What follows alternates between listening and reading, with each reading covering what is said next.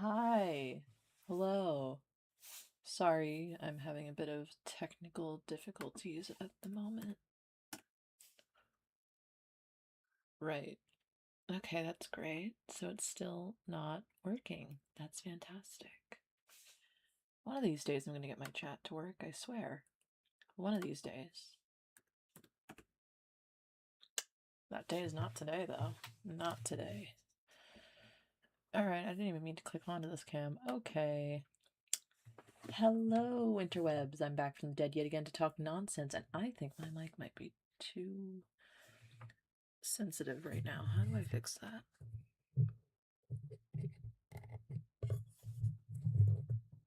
I don't. Maybe that worked. I don't know. I don't know. We'll figure it out. We'll figure it out. Hi. I'm fucking up my track and doing that. Alright. Alright. So, as you can see, a bit more of a plan for today than I did for last stream. I have, a schedule. We're in the intro section right now. So, I have come to realize that if I do not have actual topics that I am meant to talk about, I just kind of ramble about nothing for ages.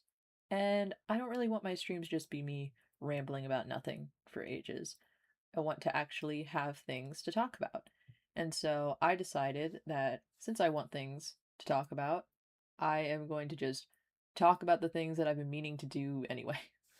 I've been wanting to do a kind of retrospective on the 11th Doctor's era for a while now, and I've been meaning to watch Classic and actually watch it for a while now. So I decided to just make it so my stream was doing both of those things. As for topic time, I feel like we'll get into that later. So,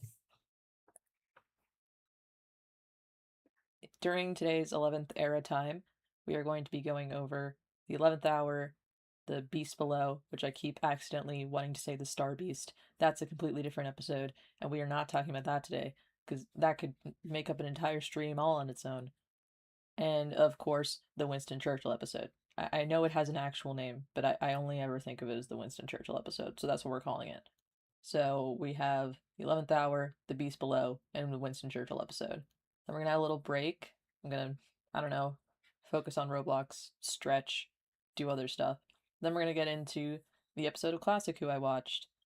Technically, I should have talked about the whole story, but I'm gonna be so honest with you. I kind of procrastinated and only got through the first episode. And even then, I didn't take as many notes as I wanted to. So after that, though, we're going to have another break. We're going to talk about nonsense or whatever. And then we're going to get into topic time, which again, we'll be discussing later. And then miscellaneous, which means that at some point we're going to just be talking about nonsense again. Hopefully it's really late in the stream by that point. And then we're going to do the outro. And then the stream's going to be over. Sound good? Sound good to everyone? All right, cool. So with that being said, I'm going to go back onto Roblox because I still don't have a capture card, which means we still cannot draw on stream. And we are going to get into the 11th hour. Sorry, I hit my microphone, so that probably sounded like shit. Anyway, let's get into this. So, hello. Alright, so the 11th hour. I just rewatched it. The 11th hour has to be the episode I've rewatched more than literally any other episode of the show. I think the only one even close to competing with it would be A Christmas Carol, because I'm obsessed with Christmas and I really like that episode. So, the 11th hour I think is brilliantly written, and you didn't need me to tell you that because most Doctor Who fans will tell you that it's brilliantly written. Moffat just went in with a plan, and it's very, very clear when you watch the episode because pretty much everyone in that episode is more well handled than they are throughout the rest of the season. With one key exception, which I noticed in the first 3 episodes. There is one character who isn't really handled well until the 3rd episode. And unfortunately, I think that character is Amy, Post time skip. Amelia's handled really well. Why is nothing? We'll get to it when we get to it. Amy's handled really well. Like Amelia, the little girl, her intro's great. Like from the instant that she like is praying and then pops out of her house as soon as the TARDIS lands, you get this idea of, oh yeah, she's a perfect companion because she's fearless. She doesn't really have any kind of reaction to the TARDIS just showing up beyond, oh, what's going on there? And just goes outside. Like before it's even said that she's going to be a companion, you get the impression of like, yeah, this kid has something wrong with them. Of course they're going to be a companion. And like Amy doesn't have that impression because, and it's not because Amy's like badly written in the first episode. I just don't think we get a good impression of her in the first episode because she's so all over the place. And I don't blame her for that. It's more just unfortunate. And I feel like the next two episodes, we don't really explore Amy that much anyway, because the next two episodes are more about exposition, which I did not remember. The thing is, when I think about The Beast Below, I don't think about the fact that all it really is exposition. I think of the first scene with Amy and the last scene with Amy, because, you know, second episodes are usually about the companion and establishing their relationship with the Doctor. This second episode wasn't really that. It was more just about, oh yeah, the Doctor is the last of the Time Lords. Here's all of the basic info you need to know about that. We're not going to be talking too much about it, but it is important.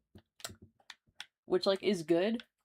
And the fact that I've only noticed it now, and I've definitely seen the episode at least 3 times, and the fact that I'm noticing it now only, means that it was very good. Like, is very well hidden exposition. But it is unfortunate because I think that Amy isn't handled the best in it. But we're getting off topic. It's supposed to be at the 11th hour. Rory in the 11th hour, can we talk about that? He's handled amazing that episode. And I'm guessing it's because he's in so little of this season that they needed to make sure that his introduction, like, really showed you who he was as a person and made sure you liked him. Sorry, I am just out of breath because I'm talking too loud and too fast. But no, Rory's, like, the very first scene already is telling you a lot about his character, which is the fact that he shows up, instantly you know his job, you know that he is not very, like, high up in terms of his job, you know that he is someone who, like, notices weird things, but also is more, like, worried about how it's affecting people as opposed to worried about the logistics. Like, the fact that the coma patients are walking around isn't the fact that... Hello? The fact that the coma patients are walking around isn't really the concerning thing. Hello? Thank you, computer. I don't know why you're yelling at me. I was saying things. The fact that the coma patients are walking around isn't the reason why Rory's telling them about it. It's the fact that, like, it's not the fact that it's scary or like, oh, that shouldn't be happening. It's the fact that it is happening and Rory works at a hospital, so he wants to be able to stop it from happening. Because, you know, coma patients walking around is bad. They shouldn't be doing that. And if they are doing that, then they should be concerned as hospital workers. So, you know, I think that, like, right away, we get a good impression of what Rory is about as a character. And throughout the entire episode, it's very consistent that, like, he questions things, like, because, you know, he's a rational human being and he's like, what the hell's going on? But he always has his priorities straight. Like, the Doctor is there and he freaks out, and the Doctor's like, yeah, no, but why are you taking a picture of a dog and a person when the sun looks like that? And he stops his questions and answers. And I think that it's things like that that really show that Rory, despite being like this pushover, seemingly ordinary guy in a TARDIS with 2 very outspoken, insane people, he also is able to handle it just because he knows what he has to be worrying about. I don't even know if I'm making sense right now. I feel like I'm kind of just like speaking and not really thinking, which is what happens when you're multitasking, to be fair. Maybe I shouldn't be playing this while I'm talking. Um, Usually when I'm doing stuff like this, like I would do a plot synopsis, but I feel like doing one for the 11th hour is redundant. Like, if you're watching this stream and you haven't seen the 11th hour, one, go watch it. Two, you're not. I don't believe that person exists. I don't believe there's someone who is on my channel who hasn't seen the 11th hour. I just don't believe that for a second. I think the doctor is handled like really well this episode as well. It's really just Amy. Like, she's really, it's not that she's bad, it's just that we don't get that much. It's much more about setting up her character arc and like giving you an idea of what her story is going to be, as opposed to establishing her actual like personality. Like, we get the impression that she's like, very stubborn and sassy and like kind of commands attention. Like, we get all that, but like one of the main things for me that defines Amy is not just like her confidence, but like she really likes to give people shit. It's something that she does consistently throughout the show. And like you get very little of that this episode. Um just because she's so off of her game. She's like, what the hell's happening? What do you mean you're back? What do you mean? Like, she's just like constantly reacting to really absurd things and like getting caught up in the plot. Um Again, it's not me blaming her for it. It's just me saying that I don't think that the 11th hour is the episode that you go to for a proper introduction to Amy. Which, is kind of bad when she's the first companion in this new tenure. Like, new doctor, new companion. You kind of want her to have a better, like, you want to have a better sense of who she is. Rather than, yeah, this is all the stuff that happened to her. This is the direction that we're probably going to land up taking her story, which is more what this episode feels like, at least in terms of her character.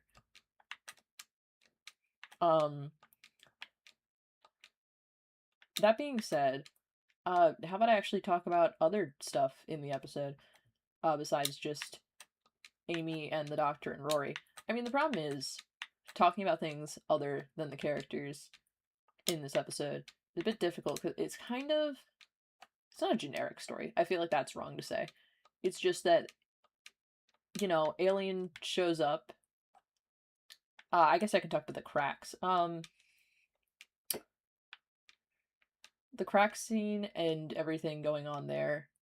Like, obviously, I'm going to be talking more about that in future streams as opposed to right now. For right now, I think it's like the intrigue behind it is handled really well. Do I know why the multiform specifically knows about the crack? No. But I mean, whatever, man. They're in prison. Maybe they talk to River about it. Who's to say? We don't know. Maybe it's a storm cage prison. Travel across fucking space and time to do this shit. Who's to say? I'm to say. I'm talking in circles. Anyway, cracks, intriguing. I think it's handled well. I think that the initial scene of the Doctor looking at the crack and everything and saying he can close it, that entire scene has one of my favorite moments in it, which is the Doctor saying everything's gonna be fine. And the expression Matt makes, it's an expression I've tried to draw like a dozen times because I love it so much, and I've never quite gotten it. It's such like a subtle psycho smile, and I love a good psycho smile, me. And it annoys me that I've never quite gotten it right. I've never quite drawn it in the exact way that I feel like it should be portrayed. Hey, here's a question. This has to do with the intro of the episode, but I feel it's very important. The doctor goes to Amy. This is a very inconsequential thing, and he's like, "Oh, you're Scottish. Fry something." And then he has a 7-year old, make him bacon, and then he is so upset that it tastes bad. And I'm like, dude, you asked a 7-year old to cook you something. How did I even do that? You asked a 7-year-old to cook you something, and you expected it to turn out well. I feel like that's a you problem, because I wouldn't ask a 7-year-old to cook me anything, let alone bacon. Like, you're lucky that stuff wasn't either raw or burnt. But whatever.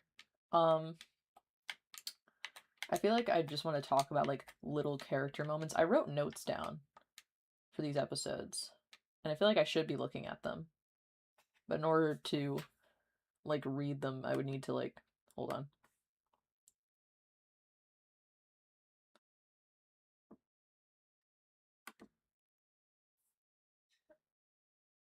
All right.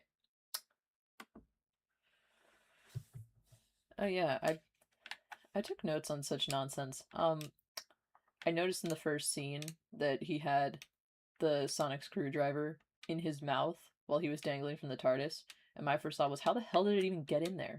Wouldn't it make more sense that it was in like was he dangling with one hand, put the screwdriver in his mouth, and then put his other hand on? Like, I guess that's possible. It's just I don't know, little details, little details. I did notice that the CG, because it's like moving so fast, it's kind of hard unless you're like pausing it, I guess. But like just like watching it, because it's all like so janky and moving so fast, all that motion blur and shit. Like, obviously it is CG. I'm not saying that like, oh, it's like super hard to tell. I'm just saying that I think that in terms of the CG in this episode, it is probably the best effect that they did. Is that saying much compared to, say, the terrible green screening on the multiform later? No. But it is saying something, and I feel like that's important. Oh yeah, the music. I have a whole thing where I wanted to talk about the music. I really like how in the first scene we have this like bombastic, very like RTD style music. Like, obviously it's not the same because they use this music a lot throughout the era, but I feel like having this like strong bombast and like then going into like after the intro immediately cutting to this eerie lullaby-esque music is very much like that's the kind of transition from the RTD era to the Moffat era.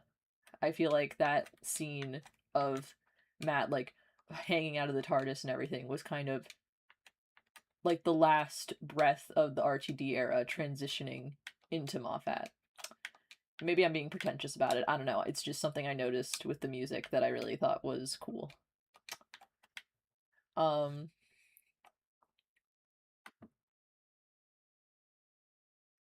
oh, I really like the scene of her walking up to the TARDIS. It's a scene that I never really thought about before. Mainly just because like obviously I was watching this with the intention of taking notes this time. And so watching it, I noticed how like the scene was like really well like directed. It went at the perfect pace to be like ominous and like kind of like building up. I don't know. I feel like I'm not describing this well, but I thought it was a really good scene. Um the Speaking of that scene, the scene immediately like he climbs out of the TARDIS and he starts babbling on about nonsense or whatever. And Amy's still barely reacting. Little Amelia, queen of not giving a shit.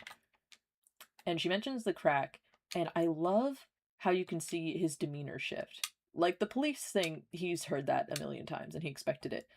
Uh, but she like mentions like this crack, and he's like, "What crack?" And like you just like for the rest of the scene, he just suddenly changes his tone a bit.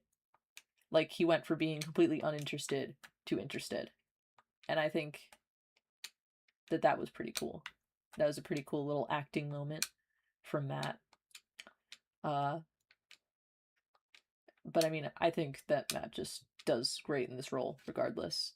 Matt's a good actor. He's a good actor. Um, he's the only reason I watched House of the Dragon. So, watched. I need to catch up eventually. Um, oh right, the line. Funny is good. Funny is good is such an important line for 11. When Amelia calls him funny and his response is funny is good. I feel like that defines so much of 11's character. Like he doesn't need to be that, but he wants to be. He wants to be the silly, goofy doctor. And I think that him wanting to be that, even when like he isn't, is such a huge thing about his personality. It's a line that I don't hear a lot of people talk about, and I think it's really important. I don't know if that did anything to the audio, but I moved my headphones.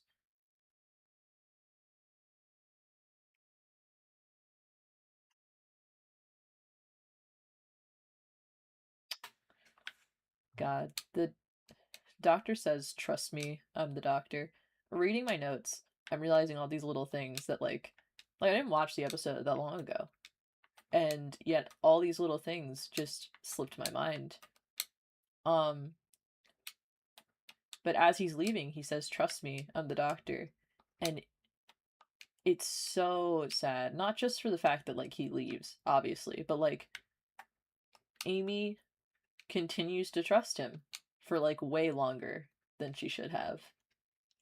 And it causes so much pain later down the road.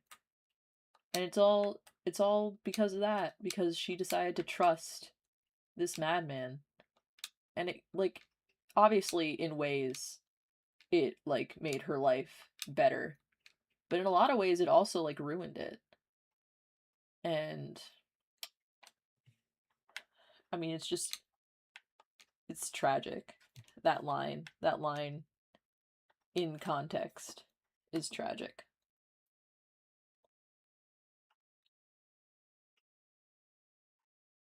A little subtle thing from Karen's performance that I didn't notice until rewatching it this time is the fact that you can see the exact moment where she starts to recognize the doctor. I don't know why. I always kind of assumed she just knew it was him. I don't know why I assumed that. I think that most other people didn't. But rewatching it now, paying way closer attention than I arguably should have been. I noticed you see this little head tilt she does. You see the exact moment where she's like, "Oh my god, this is the guy. This is him. What do you mean?" And I think that that's a cool moment that she has.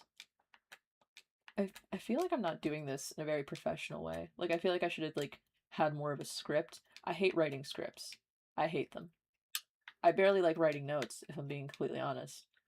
But at least with notes, I can just kind of write things as I notice them, and I don't need to worry about grammar and shit like that. Because it's more just a guide. But scripts, you have to write everything down, and you make sure it's spaced properly so you don't forget the delivery, and you add punctuation and all that shit. And I hate it. I hate writing scripts. That's why I started streaming, because I hate writing scripts. I didn't have my guinea pig check my audio today, so I'm hoping that it's good. Because otherwise I'm kind of fucked, dude. I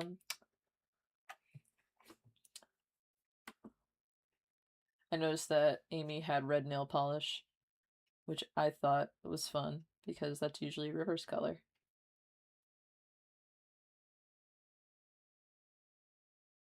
Ooh, important thing. The doctor, the second that he hears that Amy is a kissogram, immediately reacts with utter fucking horror. And I think that that is great. I think it kind of annoys me at times. The fact that people call the relationship between Amy, Rory, and the doctor a love triangle. Because love triangle always implies that there was any point in time where the doctor actually considered Amy to be an option. And she just never was. I've always hated that idea. Cause like the second he even thinks about considering the idea of her being sexual at all, he flips out. I don't know. I think that that was a very good moment. I think that Amy probably should have taken it as a hint that he wouldn't want to sleep with her, but you know, whatever. Compare the person you want to sleep with to your guardian. I'm sure that's fine.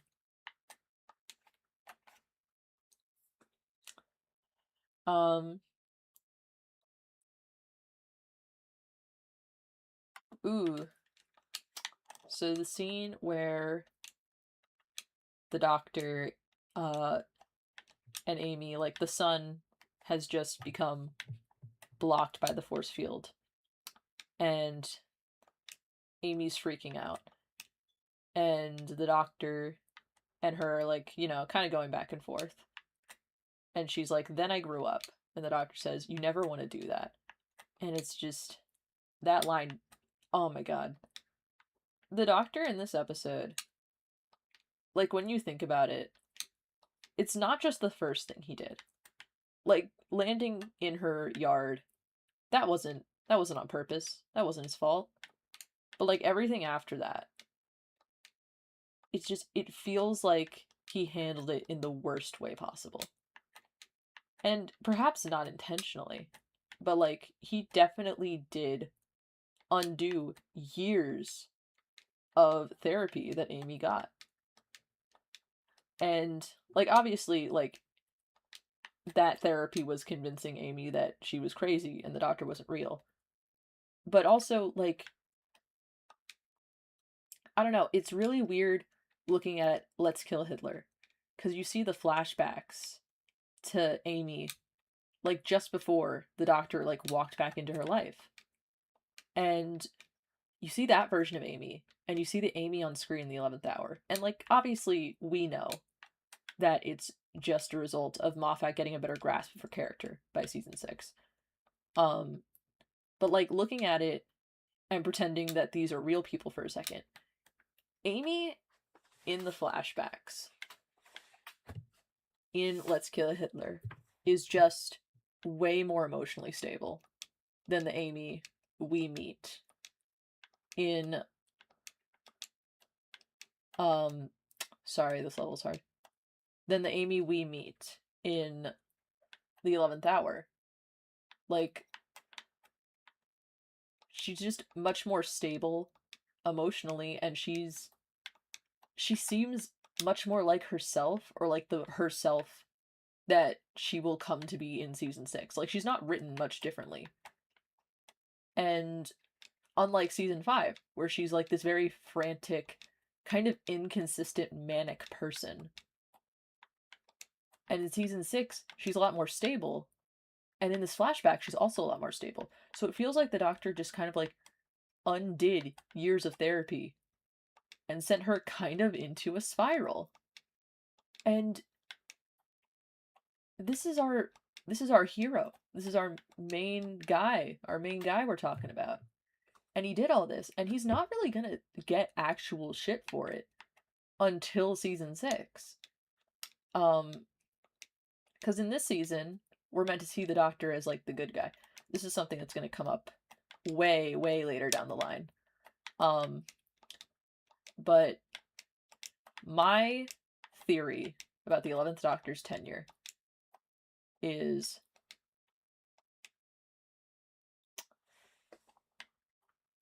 that the 5th season is meant to frame the Doctor at his best. That's the point of the 5th season. This is the Doctor at his best. Every negative thing he does is kind of like blunted. He doesn't receive many consequences. All of these things. This is meant to be the Doctor in his prime, more or less. And the 6th season is meant to look at all that and go, actually, the Doctor is the worst.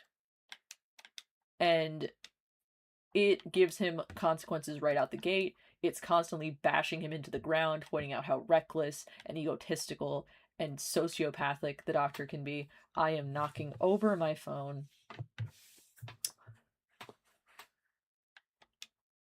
And then season 7 is shit. And then season 8, which, for those that don't know, Matt was supposed to stay on for a 4th season. Like, Moffat wanted him to stay on for a 4th season, but he didn't.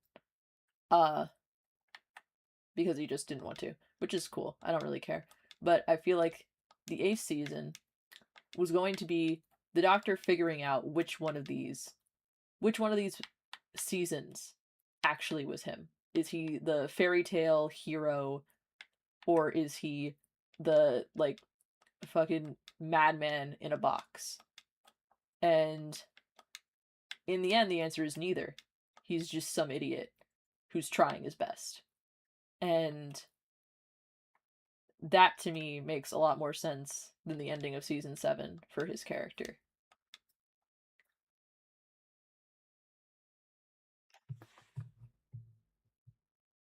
There's a fly in my room. Hold on.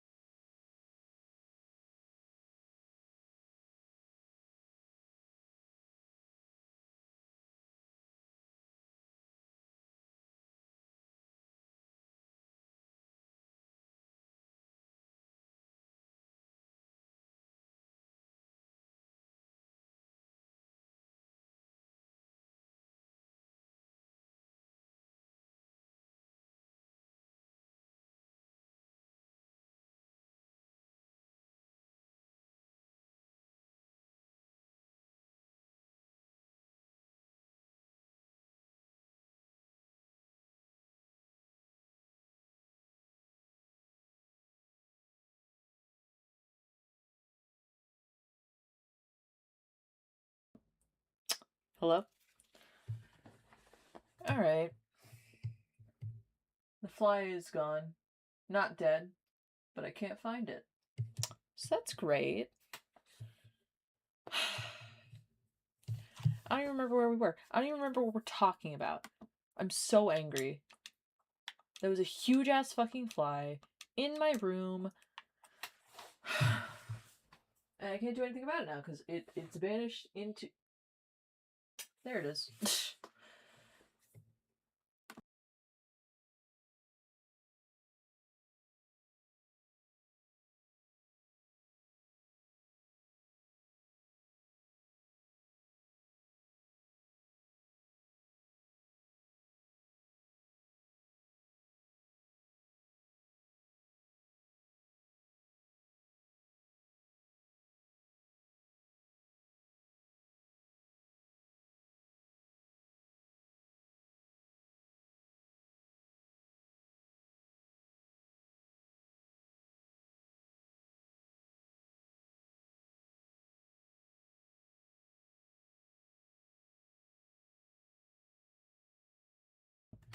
Found it. Now it's dead, though. Now it's super fucking dead. And I don't regret it. I don't regret murdering that fly. I will never regret it. I will never feel anything for it. Anyway, so what were we talking about? I knew we were talking about the 11th hour, but I forget why. Right, the Doctor's character arc. I think that if Matt had stayed on one more season, the 11th Doctor's arc would have felt more complete. And that's something that we're going to get into a lot during season 6 and season 7. But for right now, we're not going to talk about it any more than I've already talked about it. Moving on.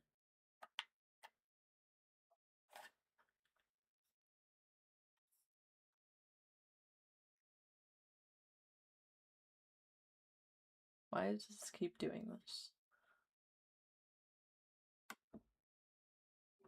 Alright. Moving on. What else did I need to say?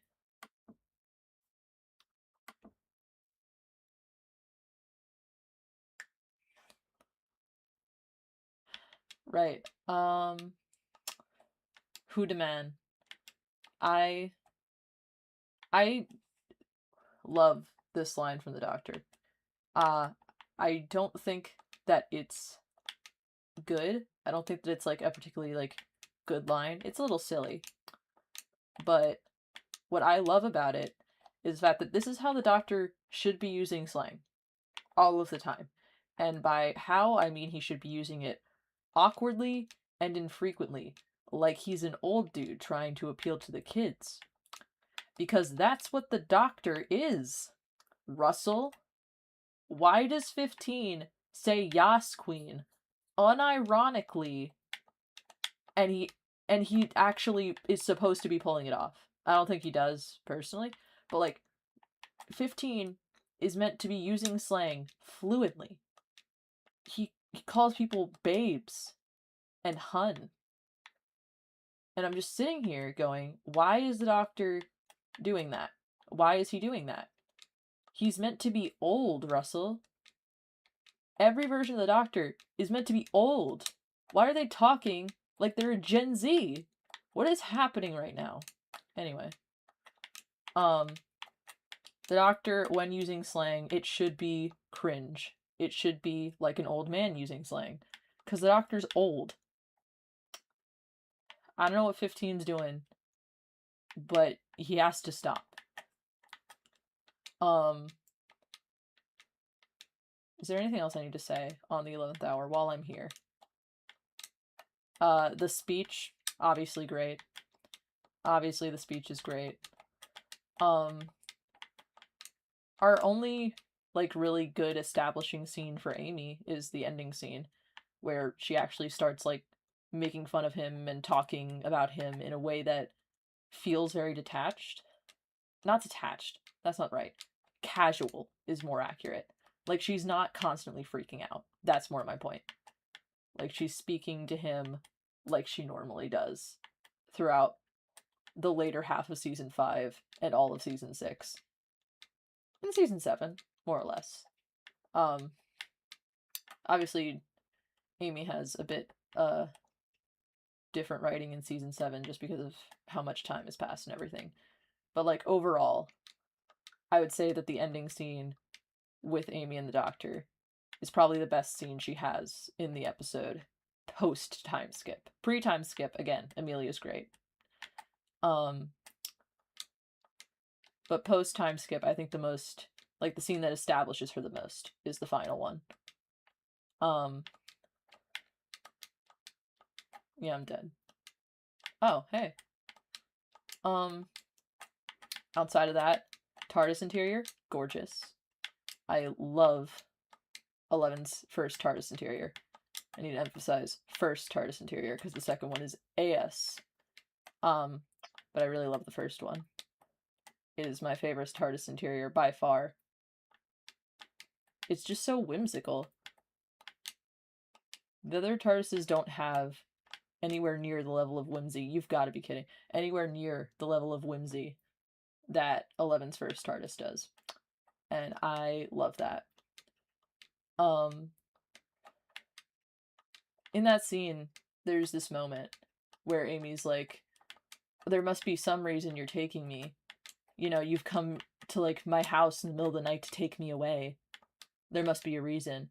And it's very clear that she, like, wants the reason to be, like, romantic, or at the very least sexual. And the doctor just, like, doesn't notice. Goes over his head. Either that or he actively ignores it. I mean, with 11, it's hard to tell the difference sometimes. But it's one of the two. And yet, she doesn't notice, and proceeds to twist him saying that I've been traveling alone, and I've been, gave myself an earache talking to myself. And she's just like, so you're lonely. And the way she says it, I'm like, you are trying to twist this so hard. And obviously, I'm looking at this in retrospect, knowing what she does later. So, like, maybe I'm being unfair. But it's really hard to not look at it in retrospect. And just go, why are you trying to gaslight him right now? This man didn't say anything. Anyway, I think that's all I have to say about the 11th hour. A+ episode, my comfort episode. This is the episode I will rewatch whenever I just want to watch Doctor Who and don't have any specifics. I really want to, like, if I don't want to see, like, specifically a Donna episode or specifically a River episode, I will just watch the 11th hour. 11th hour is my shot of Doctor Who for the day. Now then, the beast below. This episode is just exposition. And again, I didn't realize that. I didn't realize that for a very long time. And by a very long time, I mean, I only realized it this rewatch. And I've rewatched this episode quite a few times at this point. So I honestly think it's impressive that I just hadn't noticed that that's all this episode really is. I mean, like, obviously it establishes Amy and Doctor's relationship, like, a little bit more. Like, the ending scene is great. And the opening scene is pretty good. But I think that, like, Amy doesn't have a great showing this episode. She isn't awful. Like, it's not like in the 11th hour where it's like I can't get a, like, gauge on her character or anything like that. It's more just that this episode, I mean, there's one scene where I think that she is written very strangely, but I wouldn't even call that, like, just a bad establishing scene. I would just call that a bad written scene. Like, I don't think Amy's in character at all. In the scene where she's, like, talking to Mandy, like, there's just, like, a couple lines there where I'm like, either it was the delivery or the lines themselves. There was something going on there where I was like, why does she sound like she's 14? Like, it's really weird. Like, she's not talking like an adult. She's talking like a teenager. And it's really weird. I mean, a couple of her lines there even feel like river lines. Like the line about keep out signs. I've never heard Amy talk about keep out signs outside of this particular moment. That it just feels like lock picking. I never knew was like Amy's thing. And I don't even know if it ever comes up again that she can pick a lock, but whatever. I mean, I guess it doesn't really need to when you have the Sonic, but I'm just saying. I I don't really like how Amy's written in season 5. If you, at least so far. Obviously, I haven't rewatched all of it yet. But from what I remember, I don't really like Amy in season 5. Not just for the sexual harassment, but just she's just, I don't really like her arc this season. I don't know. It's really hard to sympathize with someone who's, one, cheating on their partner, two, cheating on their partner with someone who actively does not want to be a part of it. I guess that does just come down to the harassment, but I hate it. I think it's so bad. It's so bad. It's aged so poorly. Like, it wasn't good to begin with, and it aged even worse. I don't know. So I don't really like Amy this season. This episode, I just don't really like her because I don't think that this episode, I mean, I don't even really think this episode's all that good, if I'm being honest. Like, I think that the premise of it is pretty good. I think it takes quite a fair bit from the Ood in season 4, like the Ood episode, in the sense of like it's this kind-hearted creature who humanity took advantage of and tortured slash enslaved for their benefit, and like they free them and then everything's fine. And that's kind of what happened with the Ood. Like, they freed them and then that was kind of like the end point. Everything was kind of cool after that.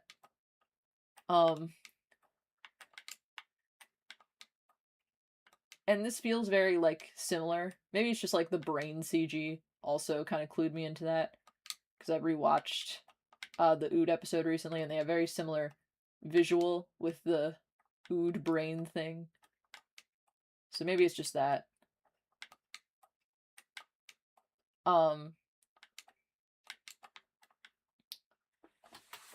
But it felt like it was taking some stuff, some cues from the Ood episode.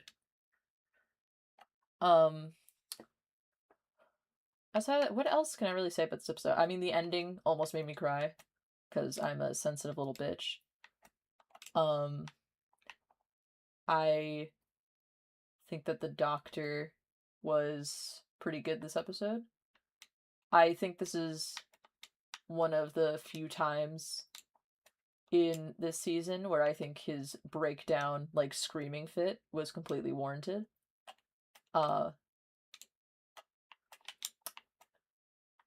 I usually, whenever the 11th Doctor screams like this, which isn't very often, at least past season 5, whenever he has a screaming fit like this, I tend to say his 10 is showing, because 10 really loved himself a fucking bitch fit. He's such a drama queen. So, whenever 11's being freaking dramatic, I tend to say, oh, your 10's showing. Gotta cool it. And I think that this episode, obviously, I am tempted to say that his 10 was showing, just to be an asshole.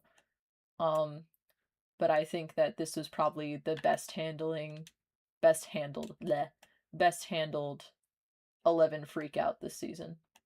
Especially when you have it right next to probably the worst one. That being the Winston Churchill episode, but we're getting to that. We're getting to that. I have more to say first. My notifications keeps scaring the shit out of me.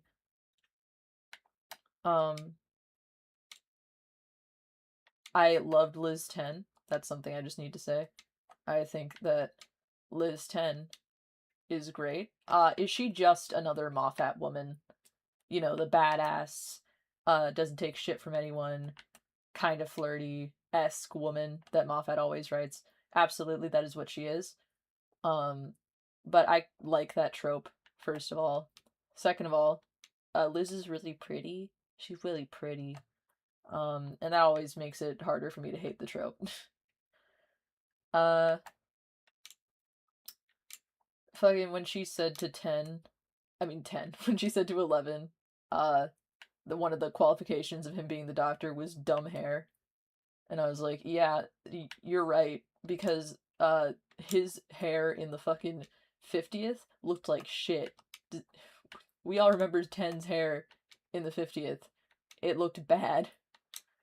And that was the time where he met Elizabeth I. So that's my headcanon. She was specifically talking about that bad hair day. um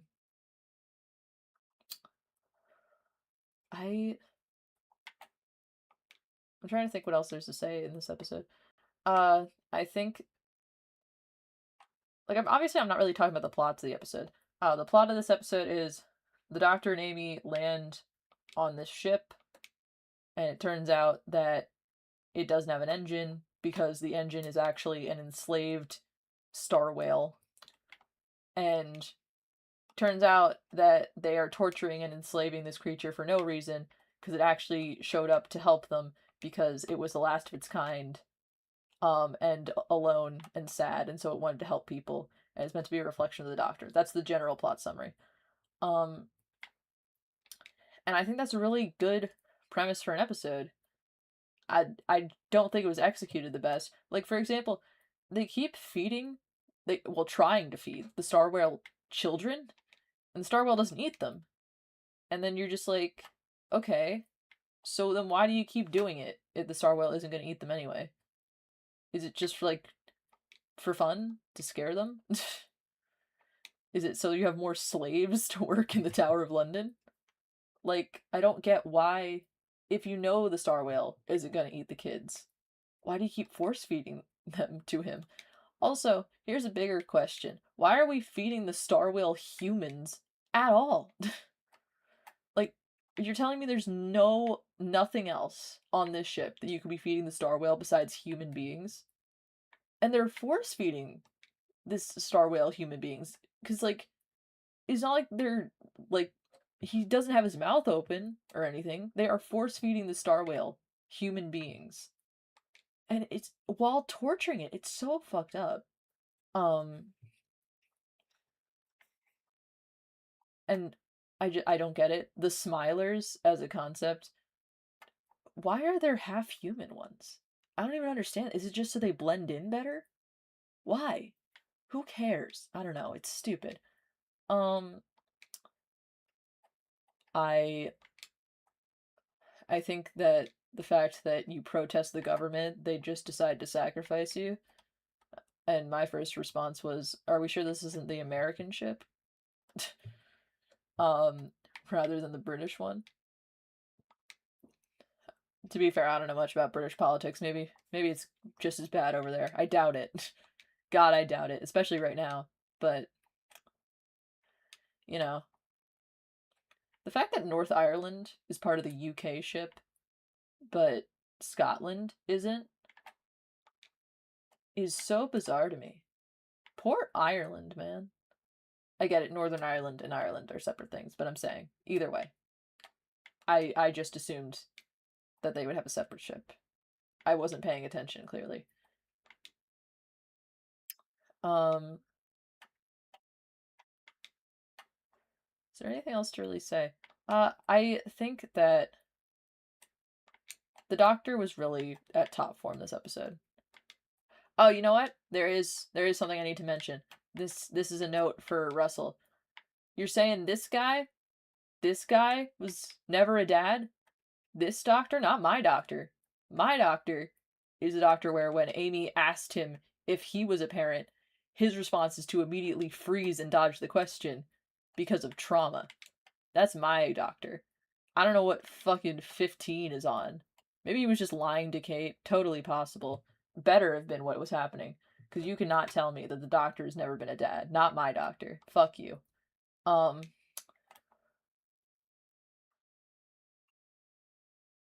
Fucking beyond that. I'm trying to think of things to say about the episode. There's not much to say.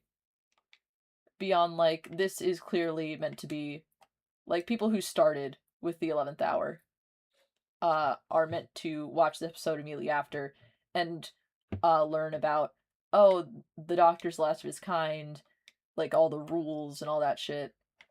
Like, it's clearly meant to be an introduction to all of these things. And I think it's a very good introduction to all these things, given the fact that I didn't notice it was an introduction until right now. But I don't think it's a particularly good episode. I don't think that it's a particularly good showing for our new companion. Until the end, in which case she is... Endings, man. The endings so far, out of the 3 episodes I watched, the ending was the best part. And I don't think that should be the case. I don't think the ending of your episode should carry the entire thing. I mean, I guess it's better to leave on a high note. Like, it would be worse if the beginning of your episode was the best part and, like, the rest of it sucked. But I just think that it's kind of really bad when you, like, the ending scene kind of carries the episode. And for Amy, at least, I mean, the 11th hour is a good episode regardless. Like, that's a great episode, and it has a really good ending for Amy. But I think that the Beast Below and the Winston Churchill episode are, like, an okay and just, like, a bad episode that happen to have really good endings. So yeah. I'm trying to think, is there anything I can say about the Beast Below before I force myself to talk about the Winston Churchill episode? Is there anything I can say about it that I haven't already said? I don't think so. I think I'm gonna have to talk about the Winston Churchill episode now. God damn it. The Winston Churchill episode's not good. It's not good. It's not a horrible episode. I would give it like a C+. But it's not good. It's not a good episode. The entire episode, I feel like either we needed a second part or we needed to cut the fucking space battle. We needed to do one of the two things. And we did neither. Because the problem with the episode is that it is entirely hingent on the idea that the Doctor is stupid enough to antagonize a Dalek and beat the shit out of it in a room of people. With, like, for the record, the Doctor's been here, like, what, 10, 20 minutes? Like, the Doctor has not been here long. And he's had, like, a total of, like, 3 arguments with Winston Churchill. And he's like, yes, clearly they're never going to listen to me, and the only option is to antagonize and attack a Dalek in a room of innocent people. Like, what if the Dalek just said fuck it and just killed all of them?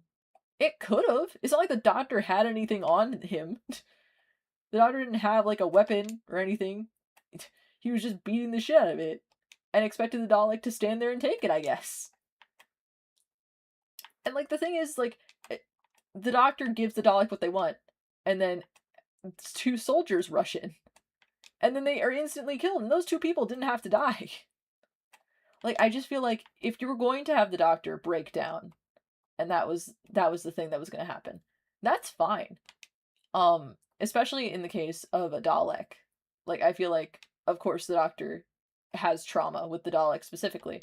Like, it makes sense that he would break down about this. But I just think we needed more build-up. Like, the fact that the Doctor has been here for, like, 20 minutes and no one's listened to him, and his response is to put everyone's lives in danger. It's not just that it's stupid, it's out of character.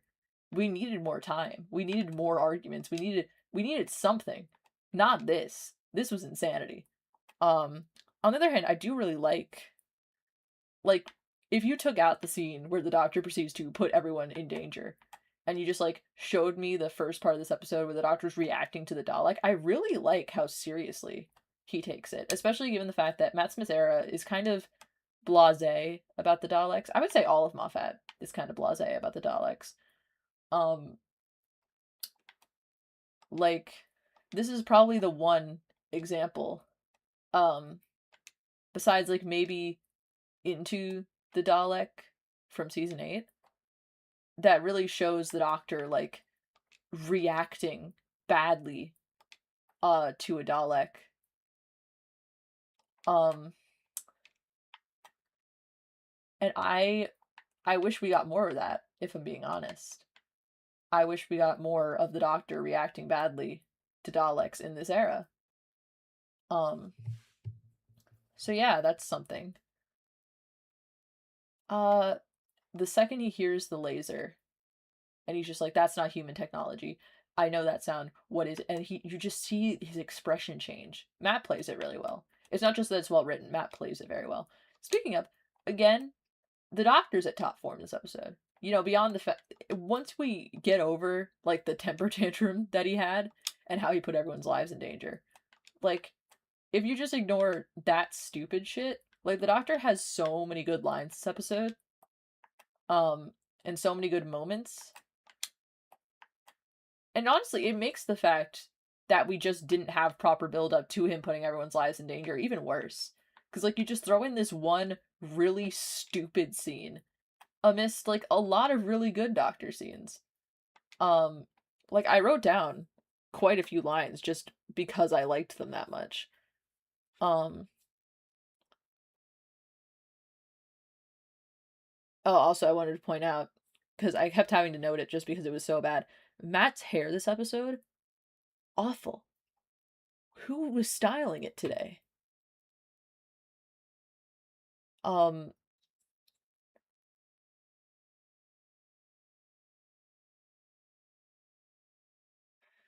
fucking, says the line at some point. This isn't a particularly good line, but I find it to be a really funny line, which is when he's talking about how he has the TARDIS detonator, which is actually just a cookie, but he's talking about it, and he's like, fucking TARDIS bang bang Daleks boom, and I'm like, what am I, 6? Like, to quote Belinda, before they lobotomized her, what am I, 6? Why are we using these terms?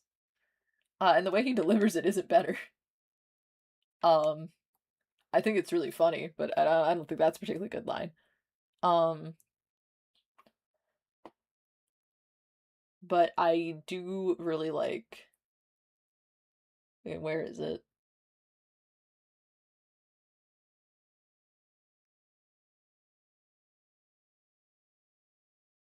There's not a sincere bone in your body. There isn't a bone in your body. That's a really good line. I really like that.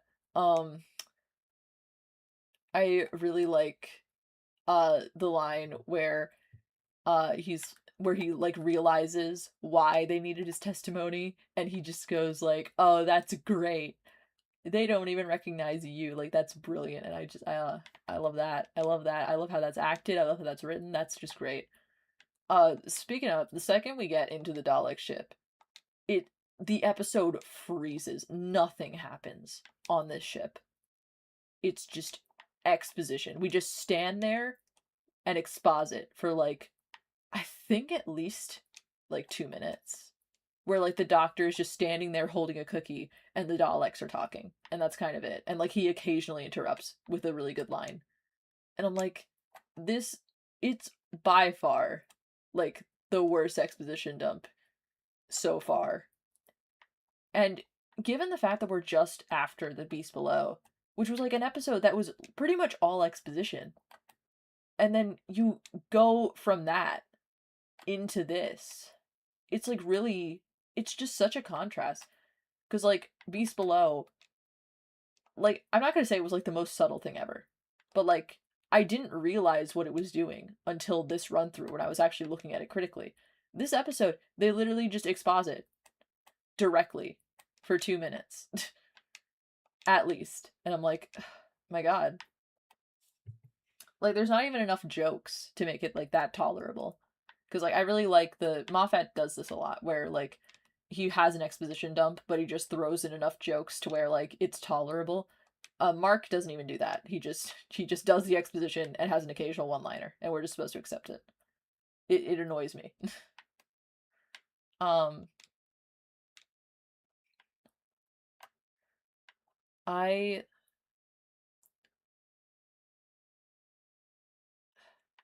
the space battle. Why did we have a space battle? Why was that the priority over, giving the Doctor a reasonable explanation as to why he attacked a Dalek in a room full of people? I don't get it. There were people all over that room. Everywhere. No, I'm just gonna attack the Dalek, antagonize it in front of all of them, and then just hope it doesn't shoot me, and then all of them. Whatever. I really like the robot guy. Literally, I just watched this episode and I already forget his name. The robot guy who was secretly a bomb. I liked him. He was fun. I liked the scene where, he was talking about the girl, Dorabella. I thought that was a really good scene. I think that scene is really good foreshadowing. The fact that the Doctor, like, immediately thinks, like, oh, you're human, you can feel pain, you can feel sadness, and Amy's like, you're a human, you can feel love, and all, like, those emotions. And then the Doctor will later go on, when Rory is an Estine duplicate, and he will go on to test Rory the exact same way, by seeing love, like, how much he loves Amy. And I think that that's just a cool bit of foreshadowing. That, like, testing if someone's human, you test through love, not through pain.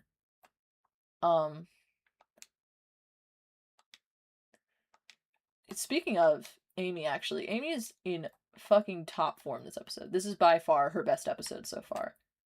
I mean, that's not saying much, because I don't really think that she was doing too hot in the last 2 appearances, but I think that she did really good this episode.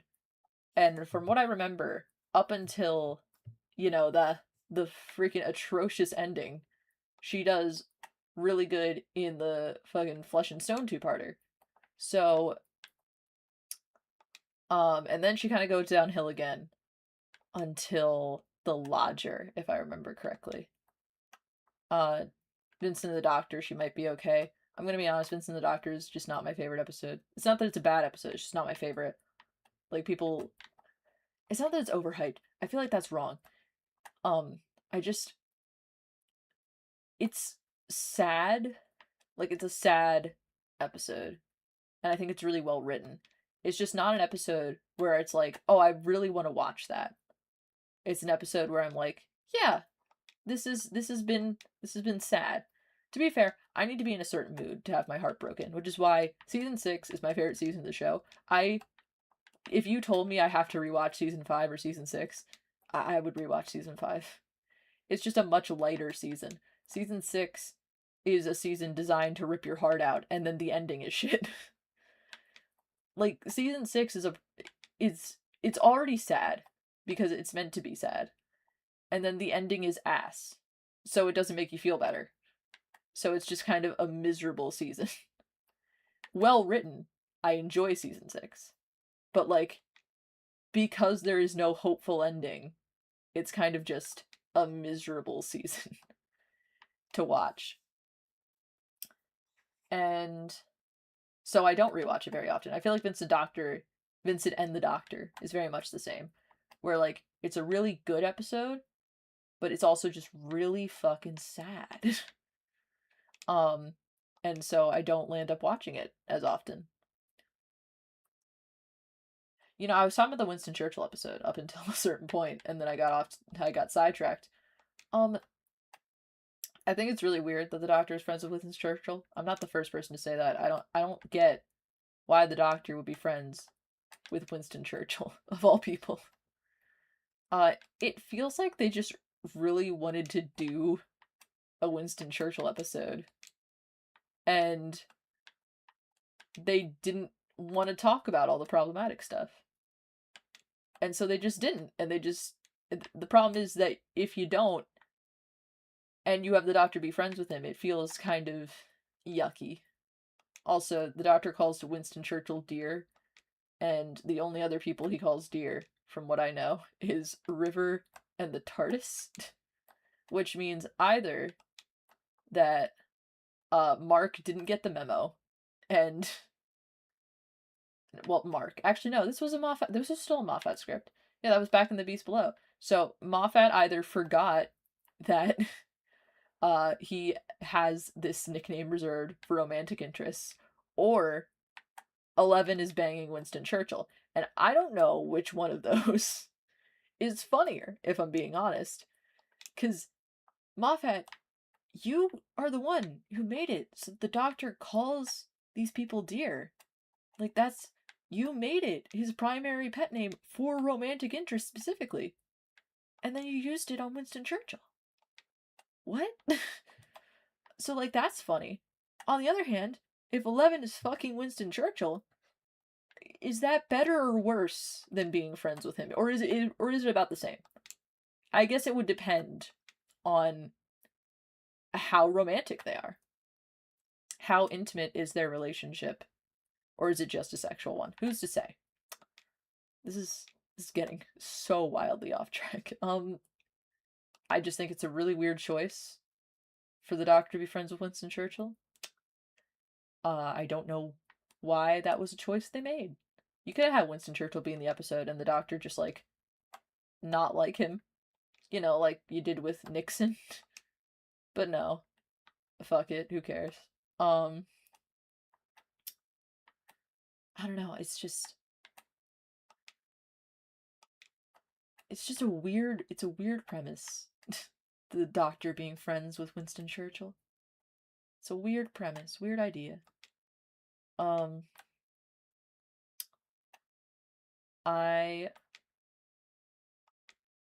What else can I say about this episode?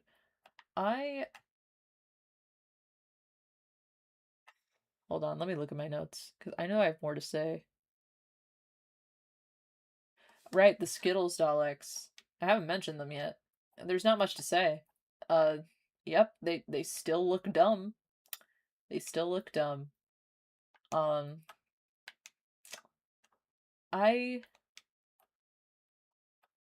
don't know. There's just not much to say. They look dumb. Why are they Skittles? Why did you make them the Power Rangers? Why did you do this?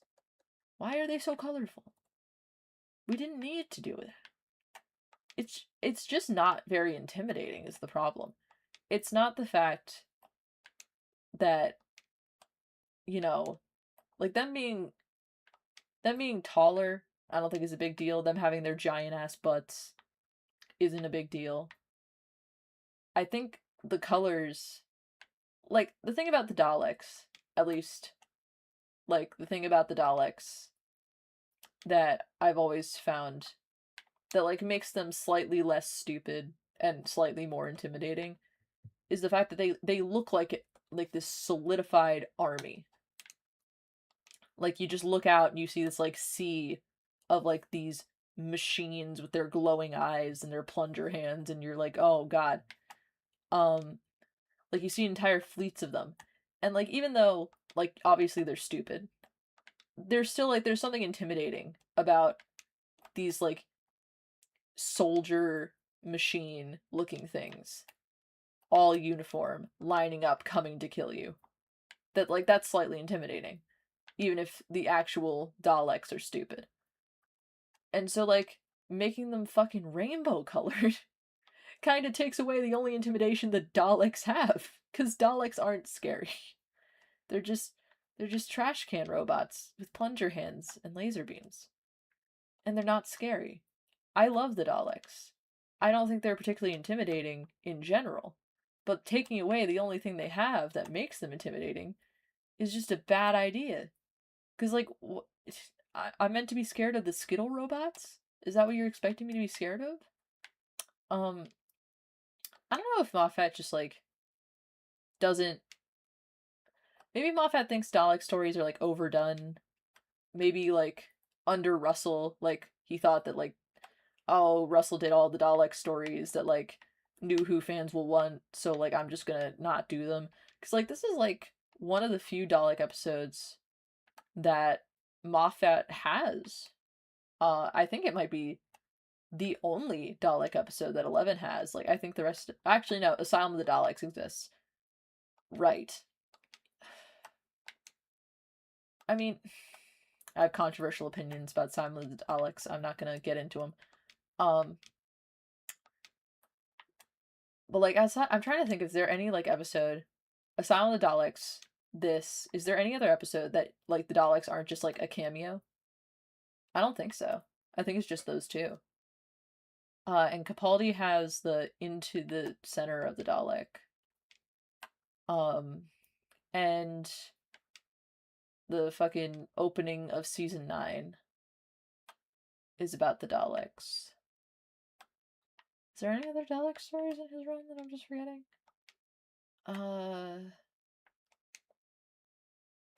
I don't think so. Obviously, correct me if I'm wrong. But no, I don't think so.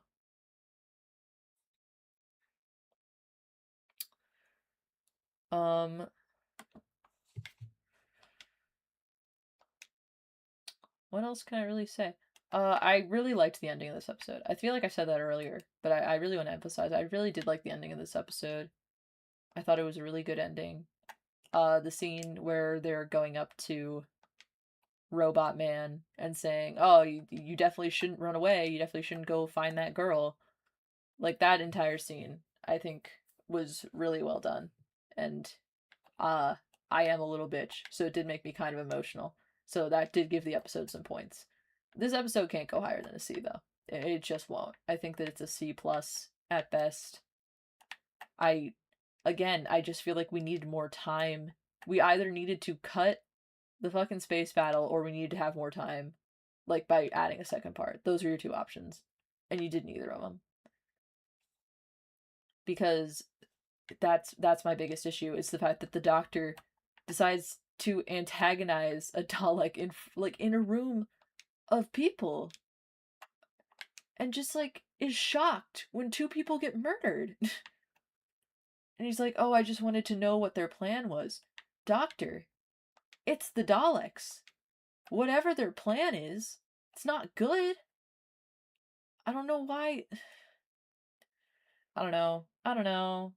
Maybe I'm the one being irrational here. Maybe that's it. I'm the one being irrational. Who's to say? I don't know. I don't know. This is the first chunk of episodes of season 5 I will be talking about. And the reason why I put these 3 together is, well, one, it's the introduction to the era, obviously. But 2, it's because I have a lot more to say about the fucking Crash the Byzantium 2-parter. And I have a feeling that if I were to lump, say, fucking that at the end of all of what I just said, that's probably going to take up the rest of the stream. Because I have too much to say, and I'm probably going to end up talking about Meanwhile in the TARDIS 2 while I talk about the Flesh and Stone 2-parter. And then that's going to be a mess. It's just going to be a long, long conversation about Amy making the choice that she made. Why did she do it? Why did she do it? I will never understand. Why did Moffat do it? What made him think that this was the play? This was the plan? I don't know. So I'm trying to think if there's anything more I have to say before we're gonna go on a quick break. Because I feel like 11:24 is an odd time to take our first break. I feel like I should at least wait the other 6 minutes, but I don't know. I mean, technically I had a break when I was fighting with that fly. I know that I muted for like a long time. I literally almost knocked over a shelf in my room because that fly, I was trying to kill it. So, you know, hopefully I muted my mic. I can't actually tell, to be fair. But I think I did. If I didn't and you heard me fighting with this fly, I mean, entertainment for you, honestly. That's entertaining in some way to someone, I'm sure. But you know, whatever. I think, yeah, I don't think I have much to say. This first chunk of episodes was a bit of a mixed bag. The first episode, obviously, the 11th hour, amazing, A++, love that. Then we have The Beast Below, which I would give like a B minus, B, somewhere around there. It definitely wasn't an A, but I don't. It's not like it's a bad episode. Like I watching it, I can enjoy myself. I just don't think it was a great Amy episode. And after another episode that I don't think was a particularly great Amy episode, I feel like we just don't really know Amy that well. And given the fact that she's our other main character this season, next to the Doctor, I feel like we should be getting to know her more by this point in the story. And I feel like the only good showing, like completely good start to finish showing she had so far was, ironically enough, in the worst episode out of this batch. And that's kind of bad. It's kind of bad when your companion's like clear best showing in terms of their actual personality is in the episode that most people on a rewatch, like when they're rewatching the season, are going to end up skipping. Because it's just not that good of an episode. I know that I rewatched this episode for this, and I would not have otherwise, because I don't care about it. I don't think it's a particularly good episode, and I don't care. This is a bit of a random topic. But I just want to mention this. Fucking, for some reason, I'm watching these on DVD. I just bought myself the Doctor Who DVDs, and not all of them. I don't have the specials or anything, but like I have like the main seasons, and fucking for some reason on the season 5 discs, they split up the fucking Crash the Byzantium two-parter onto 2 separate discs, and like why would they do that? I don't get why. It's so dumb. Anyway, that's super off topic. I just wanted to mention it. I think that the Winston Churchill episode gets like a C. Like C plus at best. It is just not a great episode. It's not a great showing for the Daleks. I think that like Amy's really good in it. I think the Doctor has a lot of good lines. I think the episode itself isn't very good. So that's about where I stand on that. And with that being said, I think that we can move on to our first break. All right. So we are going to pause the game. I'm going to put my controller down and peek my mic for a minute. And we are going to go to large cam. Hi, hello.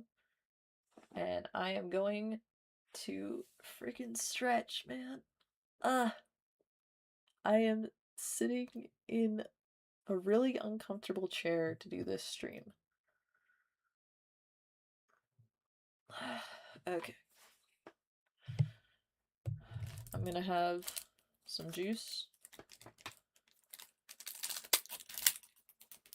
Yeah, I have a juice box. I am a mature adult, and I have a juicy juice box.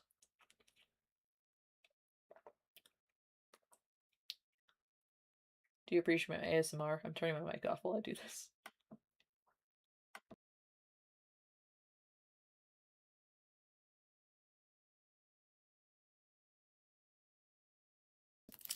That's some good fruit punch. Alright. While I'm on break, I'm just gonna talk about some nonsense.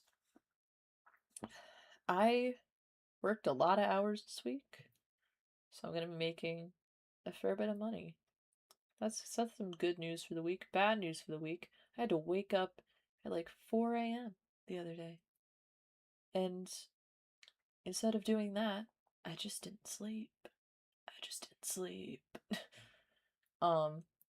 So, I was kind of exhausted. And then I had to wake up at 5 this morning to go to work. So, that wasn't fun. And now I'm staying up till 2, and I have work tomorrow. So, and I need to stay up past 2, because I need to edit a short for tomorrow to upload while I'm at work, because I'm working the closing shift. Hooray! Whatever. It's fine. I'm trying to think of how much time I have to spend right now. Because if I only have one classic episode to talk about, because I only rewatched one of them. And I'm gonna be frank with you, I don't think I have much to say on it, just because, it's the first part. It's just kind of like, oh, hey, where are we, Doctor? We're in this place, wherever this place is. And then they just kind of fuck around for the rest of the episode, and then there's a cliffhanger. And that's kind of it. And that it sounds insulting when I phrase classic Who like that, but I'm not saying it as an insult. I really like classic Who. I think that I really like the characters. I really like the story, even though it's dragged out. I really like the story. Um, I just, it's just not. It's just so slow. It's just so slow. That's all. And it's not bad. It's not bad to be slow. Like some people really like slower paced shows. I'm just not one of them. I think that Russell's pacing is too slow, let alone this. But whatever. But I'm thinking that like I won't have much to say. So like at most, I'm probably gonna be talking about it, like for half an hour, if that. And then we will have another break. And then I'll have to move on to topic time. And I don't know how long topic time is gonna last. It entirely depends on how much of a tangent and how rambly I get. But like if I only talk 30 minutes about the classic Who stuff, then that means that that'll go to around midnight, and then I will be left with 2 hours left on the stream. 2 hours? 2 hours left on the stream. And if there's 2 hours left, let's say that I managed to do topic time for 1 hour. That means I'm left with an hour of miscellaneous and an outro. So, I don't know. I'm trying to think of how to manage my time, what I'm going to be doing, all that shit. Okay. One more stretch. Okay. Alright. Picking my controller back up. Switching back to the small cam.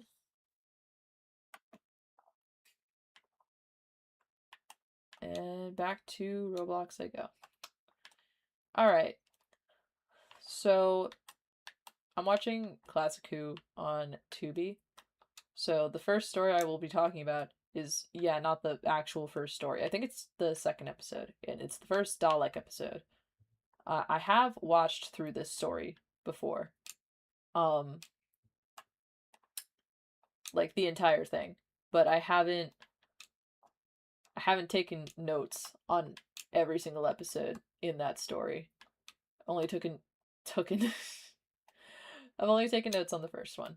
So that means that I'm only going to be talking about the first one because I do not trust myself to remember everything that went on throughout this story. So the first episode, essentially, they show up at wherever this is. It turns out to be Skaro, but like they don't know that yet. They show up at this place, and the doctor is like, "Hey, Susan, can you check the radiation?" Susan checks the radiation, and fuck it, she checks it for 5 seconds, and it does nothing. And she's like, "Oh, it's fine." And then like the second she walks away, it goes to like extreme danger, don't go. And like I assume the TARDIS had to be fucking with her, right? Because like otherwise, like the thing is, if she knew it had to load, then why would she only check it for 5 seconds? And if she didn't know it had to load, why would the doctor tell her to check for radiation? So that means that either the Doctor's an idiot, Susan's an idiot, or the TARDIS is fucking with them. And I'm gonna go with the last one, because I think it's the funniest. So they go out, everything is made of stone, for reasons I can't comprehend. They explain it later. I forget. Once again, this is why I'm only talking about the first episode, because they explain why it is this way later. I just don't know why, because I don't remember. And they, see all these, like, stone things, and Susan sees a pretty flower she likes. And then Ian fucking just completely lets it shatter. Because Barbara, freaks out at seeing the worst fucking model of anything I've ever seen in my life. I how how did this get past the fucking how did this get onto my screen? It was so bad. Um but it's this stone animal, and the Doctor's like, "Oh, look, it's a stone animal." And Ian and Barbara are like, "What the fuck do you mean, a stone animal?" And he's like, "Oh, you think all animals are flesh and blood? Are you fucking racist?" And then they're like, "Oh yeah, you good point, Doctor." I don't think that's what they say. But that is a good point, Doctor. Don't be speciesist. Anyway, they're all like, "Oh man, we should go back to the ship or whatever," and then they don't, and they keep exploring. And eventually they see a city, and Ian's like, "Oh, look, it's a city." And they all look at the city through the Doctor's weird opera glasses that work as binoculars but look like steampunk glasses. Um and they all look at the city and they're like, "Oh, look, it's great. Look at the city." And sorry, I got another phone notification. And yet, for some reason, like, they're all like, "Oh man, look at this city." And then the Doctor's like, "I want to explore the city." And then Barbara's like, "No, we can't explore the city. We need to get home." And then the Doctor's like, "Oh, but I want to explore the city. We were all looking at the city. Why can't I explore it?" And then Ian's like, "Look, if you want to explore the city, as long as you don't endanger the rest of us, that's fine." And then he's like, "Okay, so I'll explore it alone." And then Ian's like, "No, you can't do that. You're the only one who can fly the ship. So you're the only one who can get us home." And then he's like, "That's stupid." And this is pretty much the plot of the episode. Uh, where they see the city, the Doctor wants to go there, the others don't. And that's kind of just it. They kind of just fight about it. Not even fight. They have like one kind of heated discussion and then like another later. And that's it. Um Fucking they go back to the ship. Susan sees the flower, a different flower, but it's the same species. And she wants to get it. And she tries to, and then something happens. I don't know what exactly.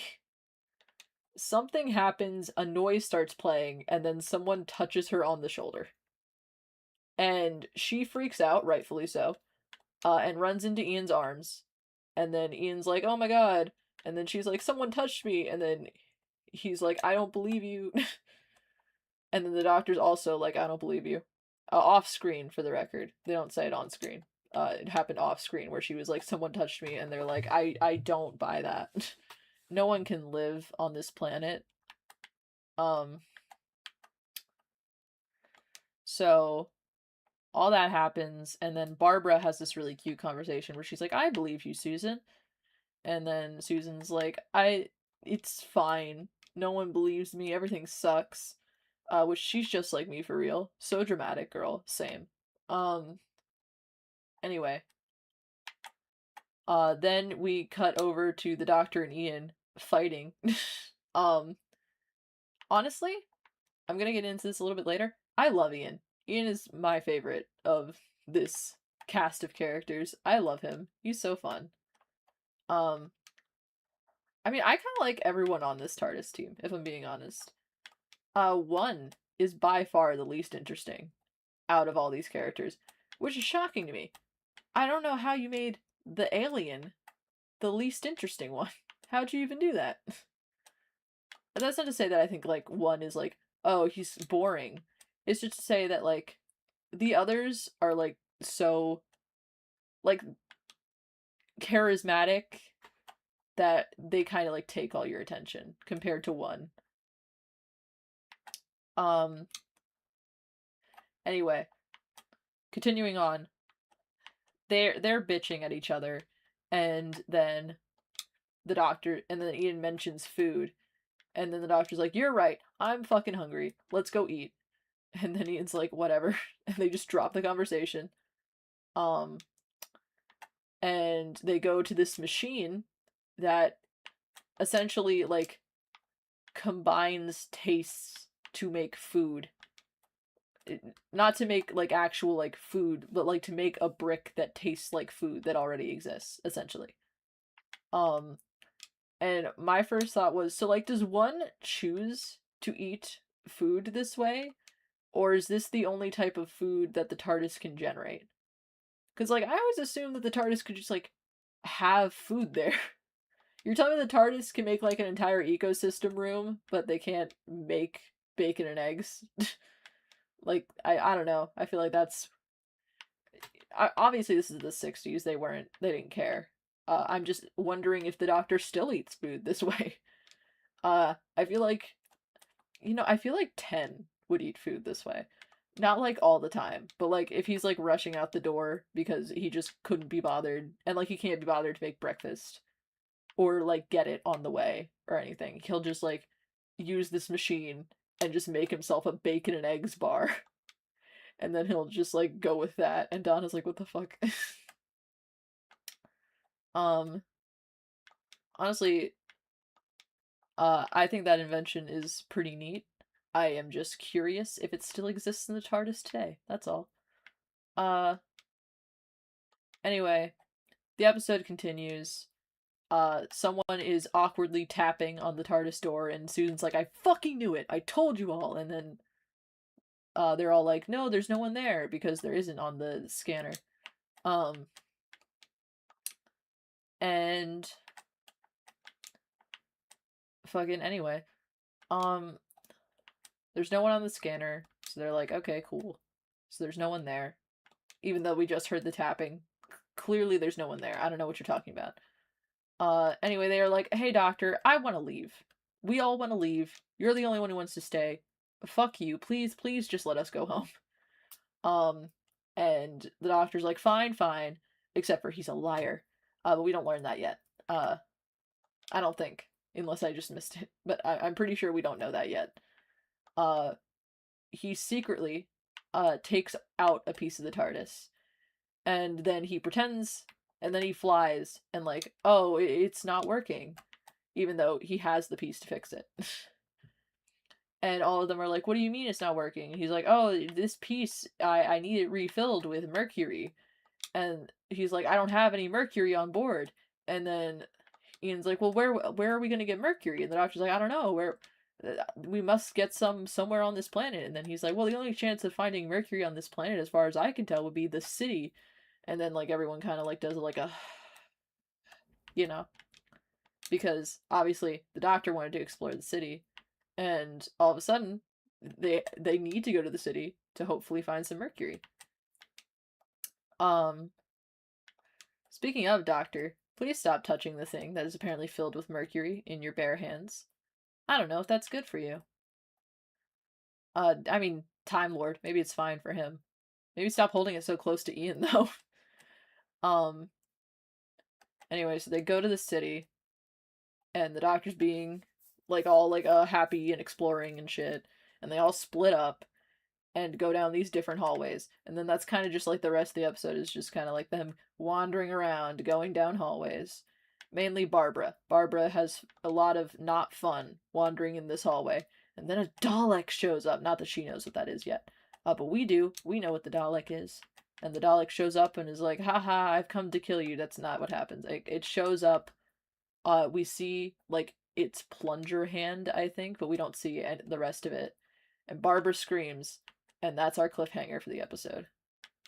And all of that being said, this episode was fun. Do I think it's particularly interesting? Do I think it should be the full episode on its own? No, but I do enjoy it. I enjoy the character moments. I wish that this show was kind of just like them dicking around the TARDIS. I think that that would be just as fun, if not more.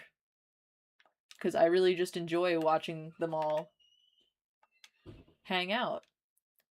I enjoy all these characters, and that's kind of my favorite part, just like watching these guys.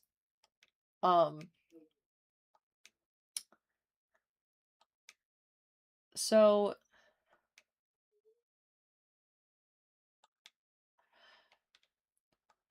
I'm trying to think of like what really to say about it. One's a dick in this episode.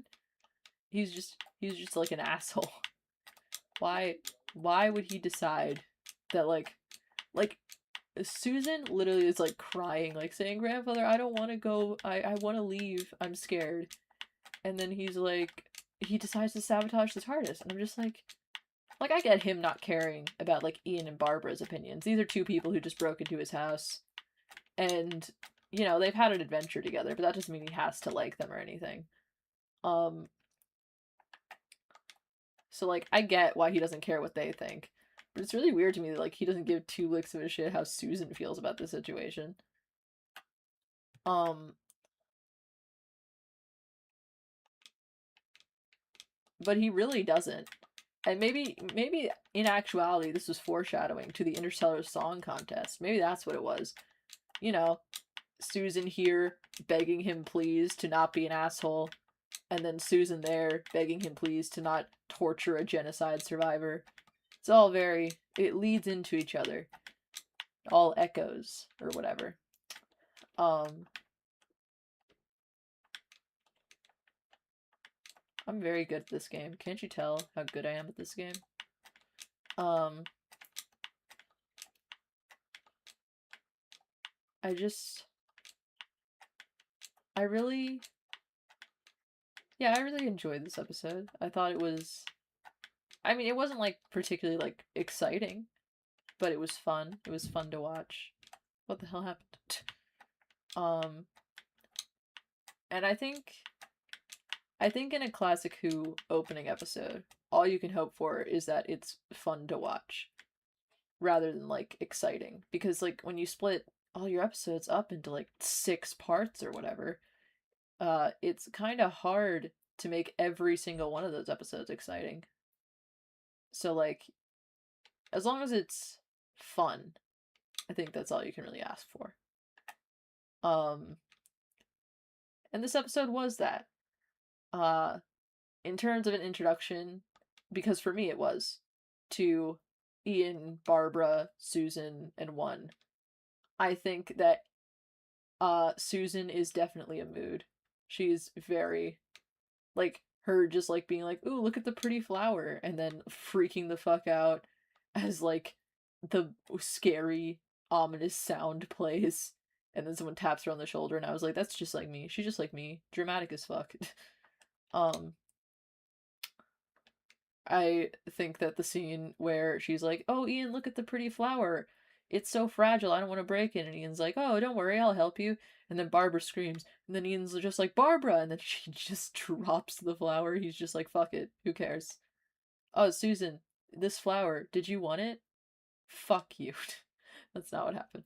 But I do think it's funny that he just like dropped everything the second Barbara screamed. I, these two get married, right? I've heard that. I don't know if they're married already. Uh, but I've heard that they're married at some point. And I could see it. They're very cute together. I really like Barbara. I love how she's always like, I mean, in the episodes I've seen so far, like Ian obviously stands up to One fairly often, but like Barbara is very like, you are going to listen to me. And like she is the one who is going to like bitch to him about it. Like Ian's gonna like disagree and like be all gruff and shit. But like Barbara is going to like actually put her foot down and everything. I just realized that I've been doing this same loop for ages now. I finished the game. Hip hip hooray. I guess that means it's time to leave this game. Let me just do that real quick.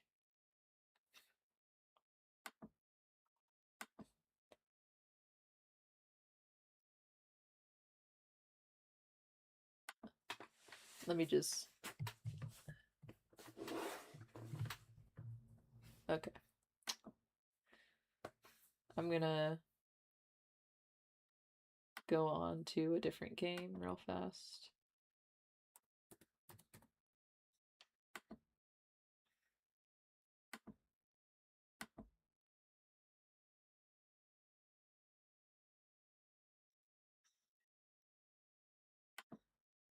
All right.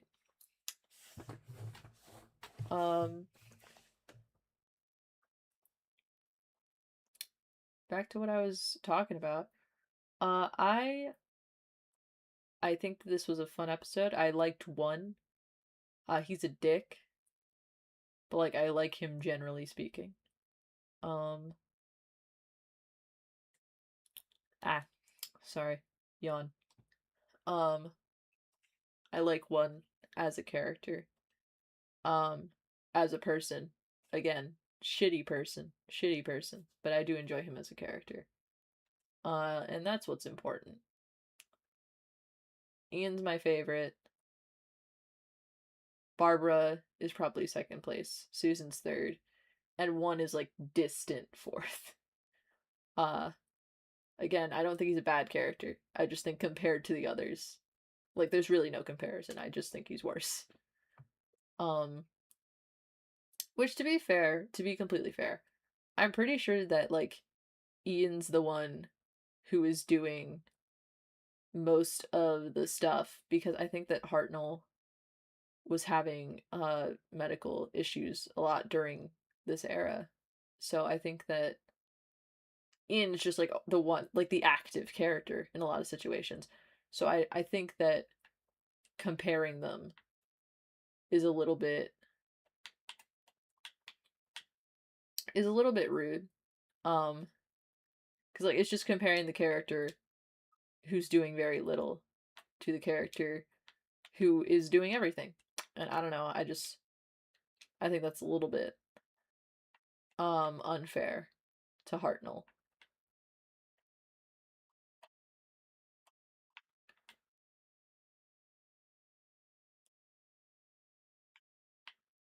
Um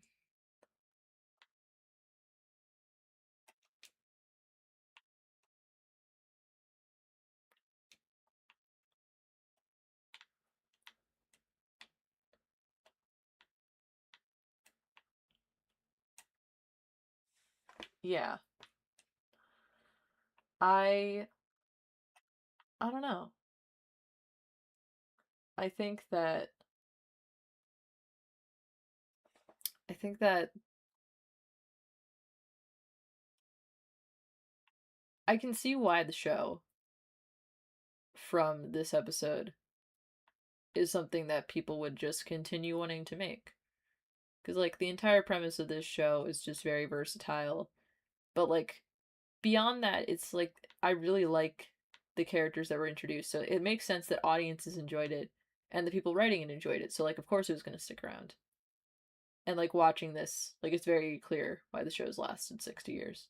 At least to me. Um,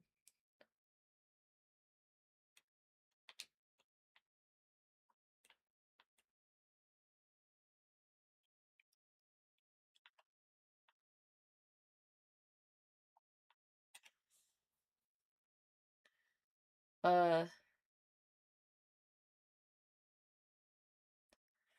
I was saying words, and then I forgot those words because my brain is Swiss cheese. Um,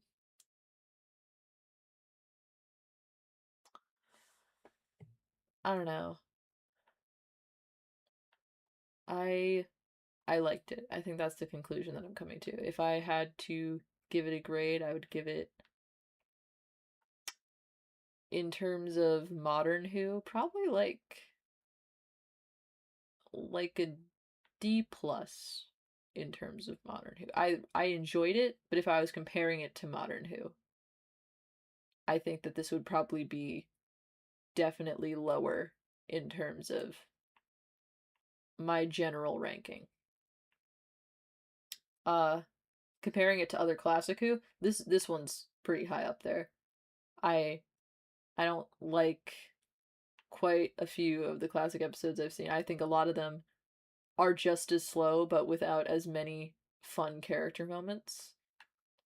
So, even episodes in this story, I think, are slower with not as fun character moments. So, in terms of Classic Who, I would rank it probably like a B, like a B plus. Yeah, I think I'm confident in saying that, like a B plus. Um, could it be better? Probably. Could it be worse? Absolutely. So that's about where I stand on it. Um,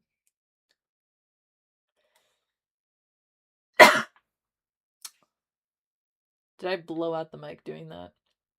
Sorry, I did cough. You know, I'm gonna drink some water.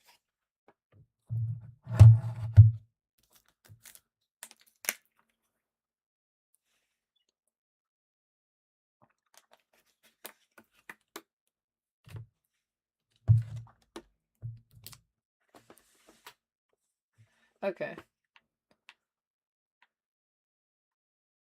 didn't realize in the final two hiders. That's pretty hype. Oh man, no, I got tagged.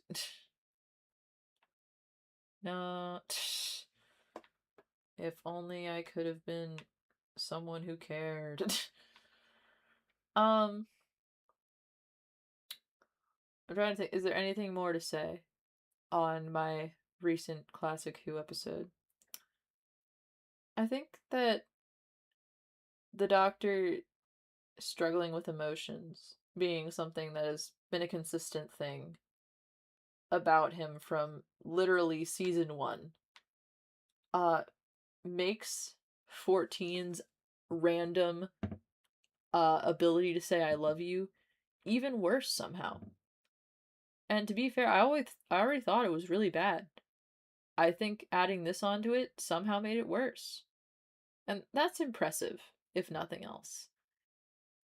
If nothing else, that fact is extremely impressive. So, you know, uh goals or whatever.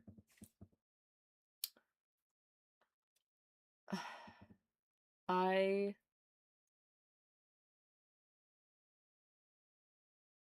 I think that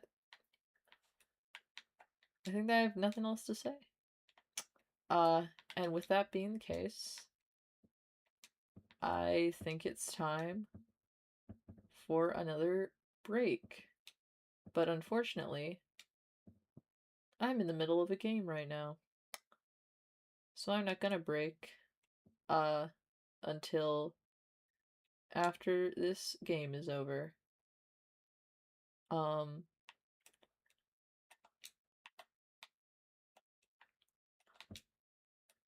so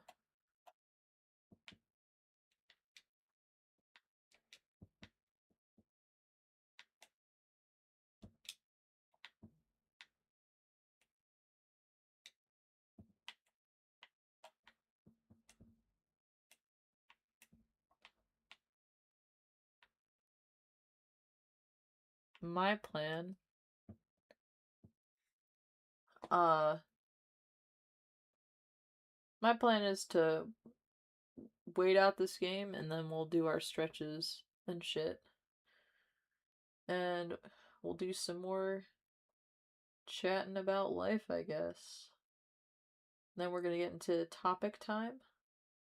And depending on how long that takes, we're gonna land up getting into miscellaneous, which just means that we're gonna ramble on about whatever I want. Uh so God knows what's gonna happen once we get there. Um but for right now, I am watching the person playing hide and go seek. It's midnight. Woo!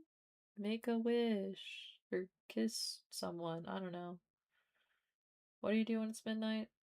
Shit. Shit, my fucking...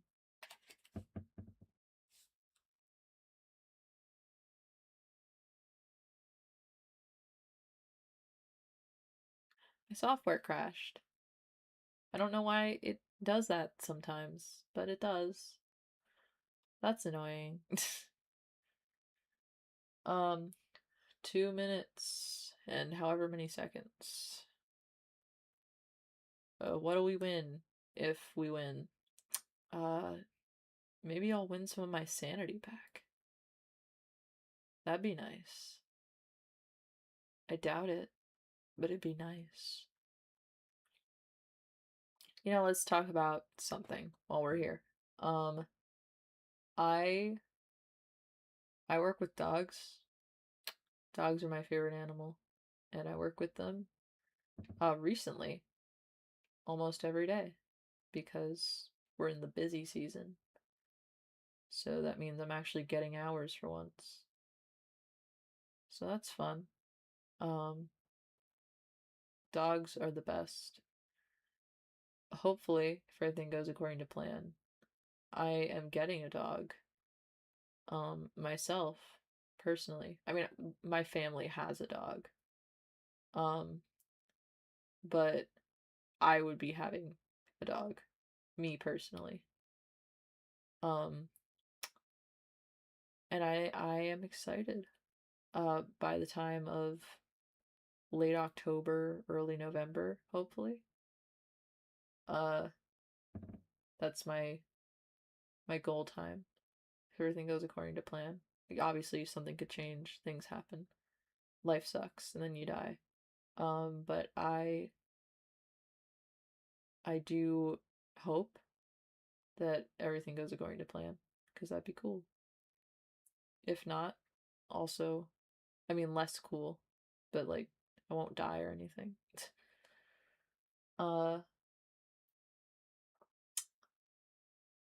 I almost got my hand scratched open by a cat today. I work with dogs and cats. I don't really work with the cats very often because I am bad with cats. Nice cats. Like, I can pet a cat. It's not like I'm afraid of them or anything or like hate them. I just don't really get them, you know? Like, I don't understand cats' body languages the way that I do dogs.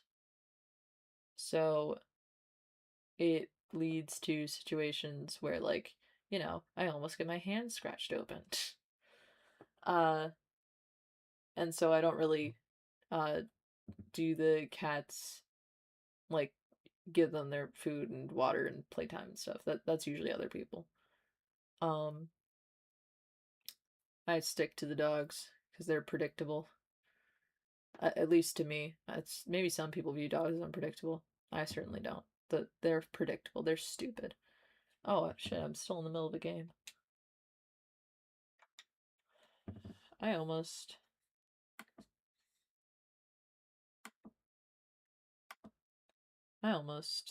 uh dodged my break again. Back to large cam. We're having our second break of the stream. Third if you count again the fly murder.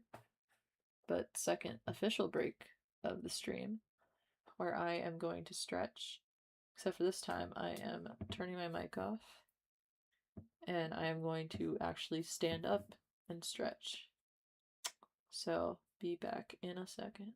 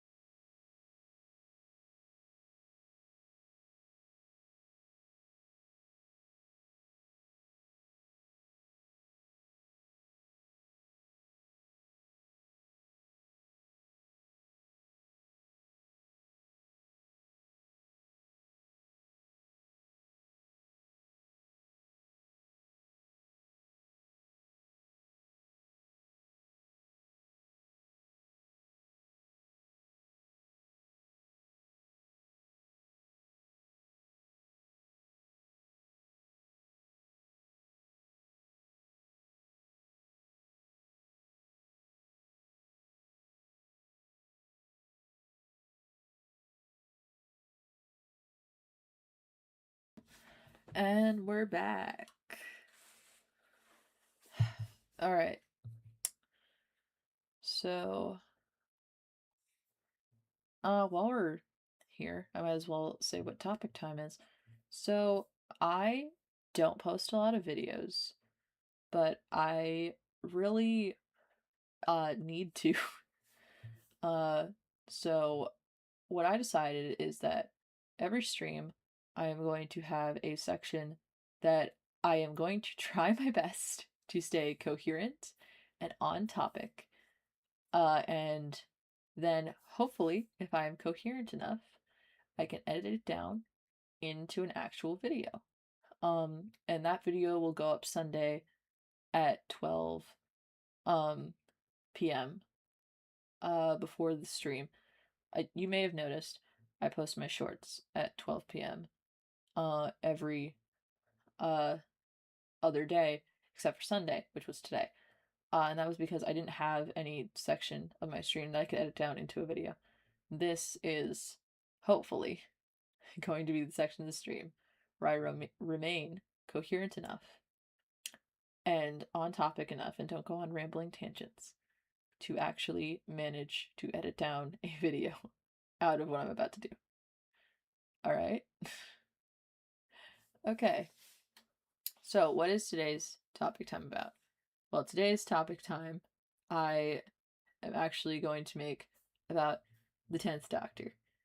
Mainly, I wanted to talk a little bit about why I personally used to not like him and how I realized that that reason was stupid and dumb. Now I have different reasons for not liking the 10th Doctor.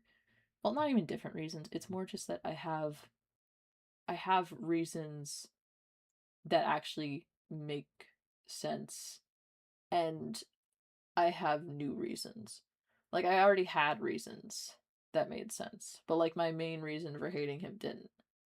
And now I have a main reason that makes sense. And the reason I'm already failing. I'm already failing at being coherent. This is why I don't make any good videos. Alright. So, first off, I don't want to play this game anymore. Just because hide and go seek. Pretty boring. Instead, we're going to play new speedrun 4. Whatever that means. So.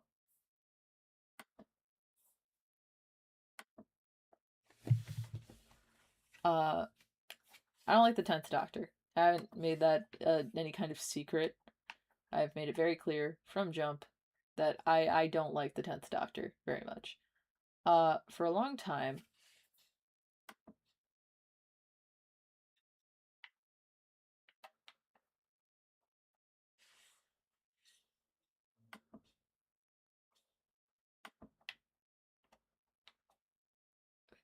what is all this shit? Cool, I don't care. Can I go? What is this? What is this?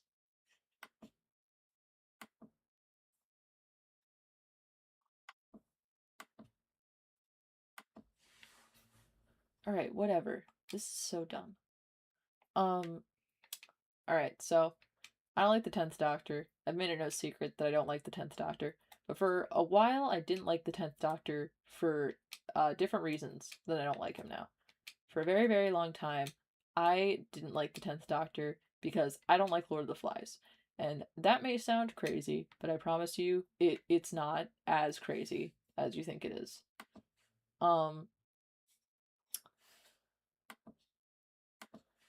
It's not as crazy as you think it is. So the Lord of the Flies, for those that somehow don't know, is a story about these kids, these like little private school boys, who get stranded on an island. And kind of the whole point of the book is how if you take these kids out of a controlled environment and just threw them on an island, eventually it would devolve into chaos and they would all kill each other. That's more or less the premise of this entire book, is that eventually we all succumb to our animalistic urges or whatever the fuck. It's stupid. I don't like it. I don't like it for a few reasons. One, it's just very pessimistic. Like, oh, we're all savages deep down. Like, it's pessimistic. The other reason I don't like it is because it's kind of dumb. Like, assuming any human is, or any creature for that matter, is predisposed to be anything is just like really weird. No human, animal, anything is predisposed to be fucking evil. Let alone predisposed to kill other people. That's just not a thing. That's not a thing that happens. Um, and so when people like try and view humanity through this lens of like, oh, deep down we're all animals, deep down we're all awful, I always just view it as like very like stupid. I don't like that. And people would often say that the 10th Doctor is the most human of the Doctors. And I always thought that they meant it in the sense of the Lord of the Flies. Because the 10th Doctor is by far like the most volatile, the most emotional, the most egotistical.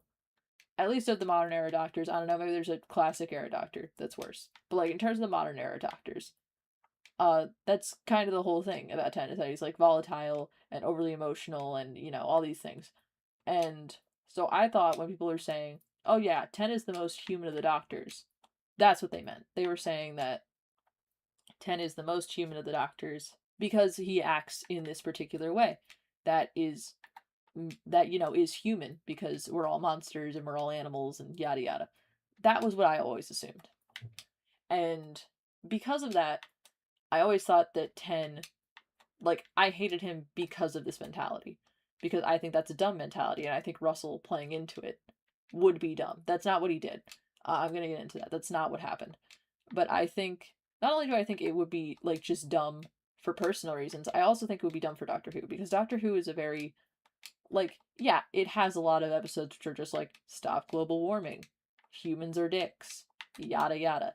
But it also has, like, a main thing about Doctor Who is, like, hopefulness. Like, a lot of Doctor Who episodes, even, like, the ones that are the most sad when it comes to its view of humanity, like, there's always, like, some kernel of humans are not this bad. Like, we have hope at the end of the day that humans will get better. Because it's a family show, and you don't want to be super pessimistic for no reason. And so the idea that Doctor Who was pushing the mentality of Lord of the Flies of like all humans are secretly evil, uh, it just kind of it pissed me off.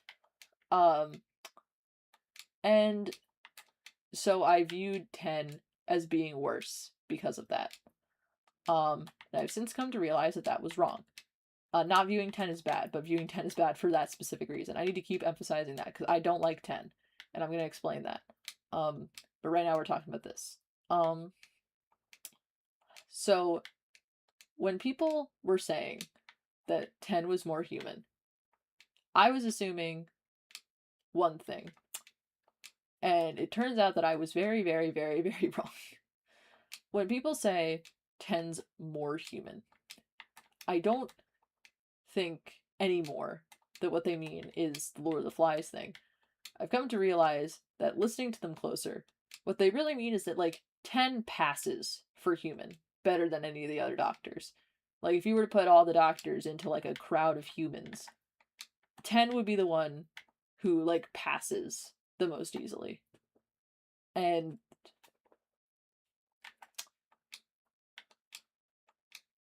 sorry, I got another notification. 10 would be the one who passes the most easily compared to all the other Doctors. And somehow,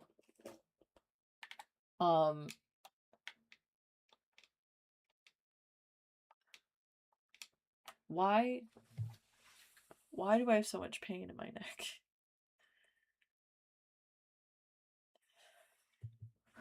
All right.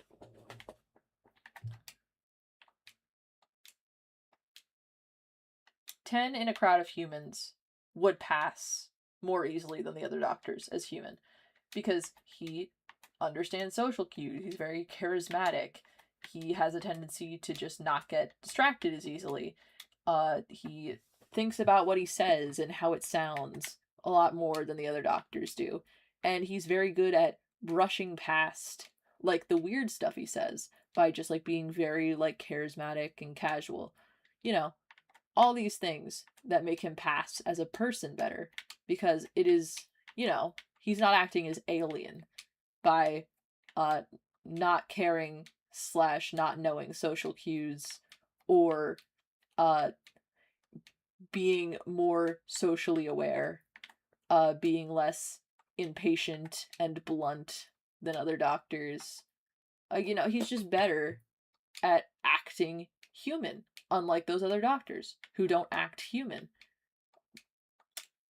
And some of you might be noticing what I'm putting down here. And for those of you that haven't, don't worry, I'm going to say the quiet part out loud. This is just ableism. It's just ableism. I don't think it's malicious or intentional ableism, but that's what it is. See, media has this habit of portraying neurodivergent traits as making you less human, like not understanding social cues, taking things literally, missing sarcasm, struggling with empathy, expressing emotions differently. I can keep going. There's plenty of examples of traits that for some reason people stick on to aliens and robots and say that's what shows that they aren't human, because they don't understand this or they don't do this. And that is dumb. It's really bad. It's really dumb, and it's really bad, and it's just ableism. And you'd be saying, well, obviously, that's why people were saying it. Like, obviously, the 10th Doctor acts more normal, and that's what people meant. And how did you miss this? If you think it's ableism, how did you miss it? And the answer is, I don't know. I mean, the Doctor Who fandom is kind of full of people who are neurodivergent. So I don't know, maybe I just assumed that when they said it, they wouldn't have been referring to that, because like they know that these traits do not inherently make you not human. Mainly because understanding social cues and being better at empathizing and all that other shit isn't human things. Like, it's something you have to learn. It's not an inherent part of your being. And so, like, maybe that's it. Maybe I just overestimated the Doctor Who fandom. And, like, really, that's my fault. I've been in fandom culture since I was, like, 9. I really should have known better. Never put your faith in a fandom. But I don't know, I really thought that they just meant that the Doctor's more of an asshole, and so therefore he's more human, rather than the Doctor just acts less weird, and that makes him more human. I don't know. I mean, maybe I'm wrong. Maybe I'm wrong. Maybe this is what people meant. Maybe people really did just mean that humans are inherently worse. And they actually were going with the Lord of the Flies meaning.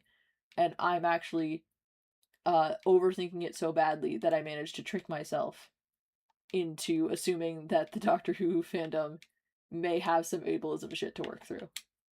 I mean, that would be the good ending, I guess, for the fandom. Be a bad ending for Russell, because I would be right back in the same spot where I'm going, Russell, why would you do this?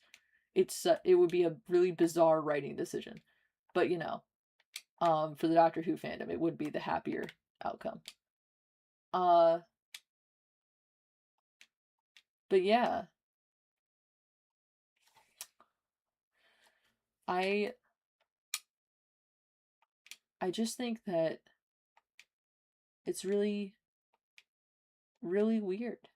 It's really weird how the Doctor Who fandom was actually secretly a little bit more ableist than I thought.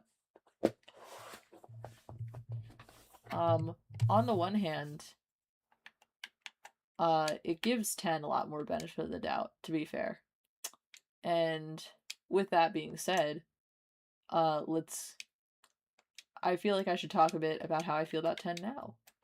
Now that I understand that he is not meant to be more human in the Lord of the Flies way. um, my opinion on 10 is it hasn't changed, but rather evolved recently. I really don't like 10, and that hasn't changed. But I realized that the reason I don't like 10 isn't because he's badly written. I don't like 10 because I think he's obnoxious. But I think he's obnoxious because he's rather well written. And that's interesting. That's an interesting change. So in order to understand why I think that 10 is bad and well written, I need to talk a little bit about better doctors. Mainly 9 and 11. So 9, his entire story arc was about escaping war mentality. Like, the Ninth Doctor left the war, but he never actually did. Like, he wanted to. He didn't want to be in the war mindset, but you put the slightest bit of pressure on him, and he's right back there. And so his entire arc that season is about learning to get out of that mindset, to stop thinking about things in a strictly war general utilitarian, how can I make sure the least amount of people die possible without letting it get to me emotionally. And his entire arc is about learning to, get out of that mindset, to be a person again. Whether that person is selfish or cowardly or not, you still deserve the right to actually be a human being and let your emotions affect you. As opposed to being this, like, unfeeling war general robot. And I really enjoy that character arc. There's not a lot of things about season, like, there is a lot of things about season 1 I enjoy, but I think that the main thing that carries that season, outside of Christopher Eccleston himself, is just the character arcs and how well they're written. And, 9 has a great character arc. And so with 10 immediately following after him, what's 10's character arc? Now, originally, what I've heard people say a lot was 10's character arc was about him. Like, he turns into a human for Rose. Like, he tries to reclaim the world, like, Earth, as his home. And, like, it's about him trying that and failing. And then 11 is about him, becoming more alien and trying to, like, claim space as his home or whatever. And both of these things don't work, and he needs to find a happy, like, middle ground, essentially. And in reality, I don't think that's what 10's arc is at all. The way that I would describe 10's arc is that he is the relapse doctor. And what do I mean by that? I mean that 10 really, really wants to go back to normal, to go back to how he was before the war. And he just can't manage it. Mainly because it's just too soon. And he hasn't unpacked everything that happened, really. And not in, like, a 14 go to therapy sort of way. I more mean in, like, he hasn't even given himself a chance to move forward. He really just wants to move back. He wants to pretend that none of it ever happened and go back to the way things used to be. Go back to how he used to be. He hates being the way that he is now.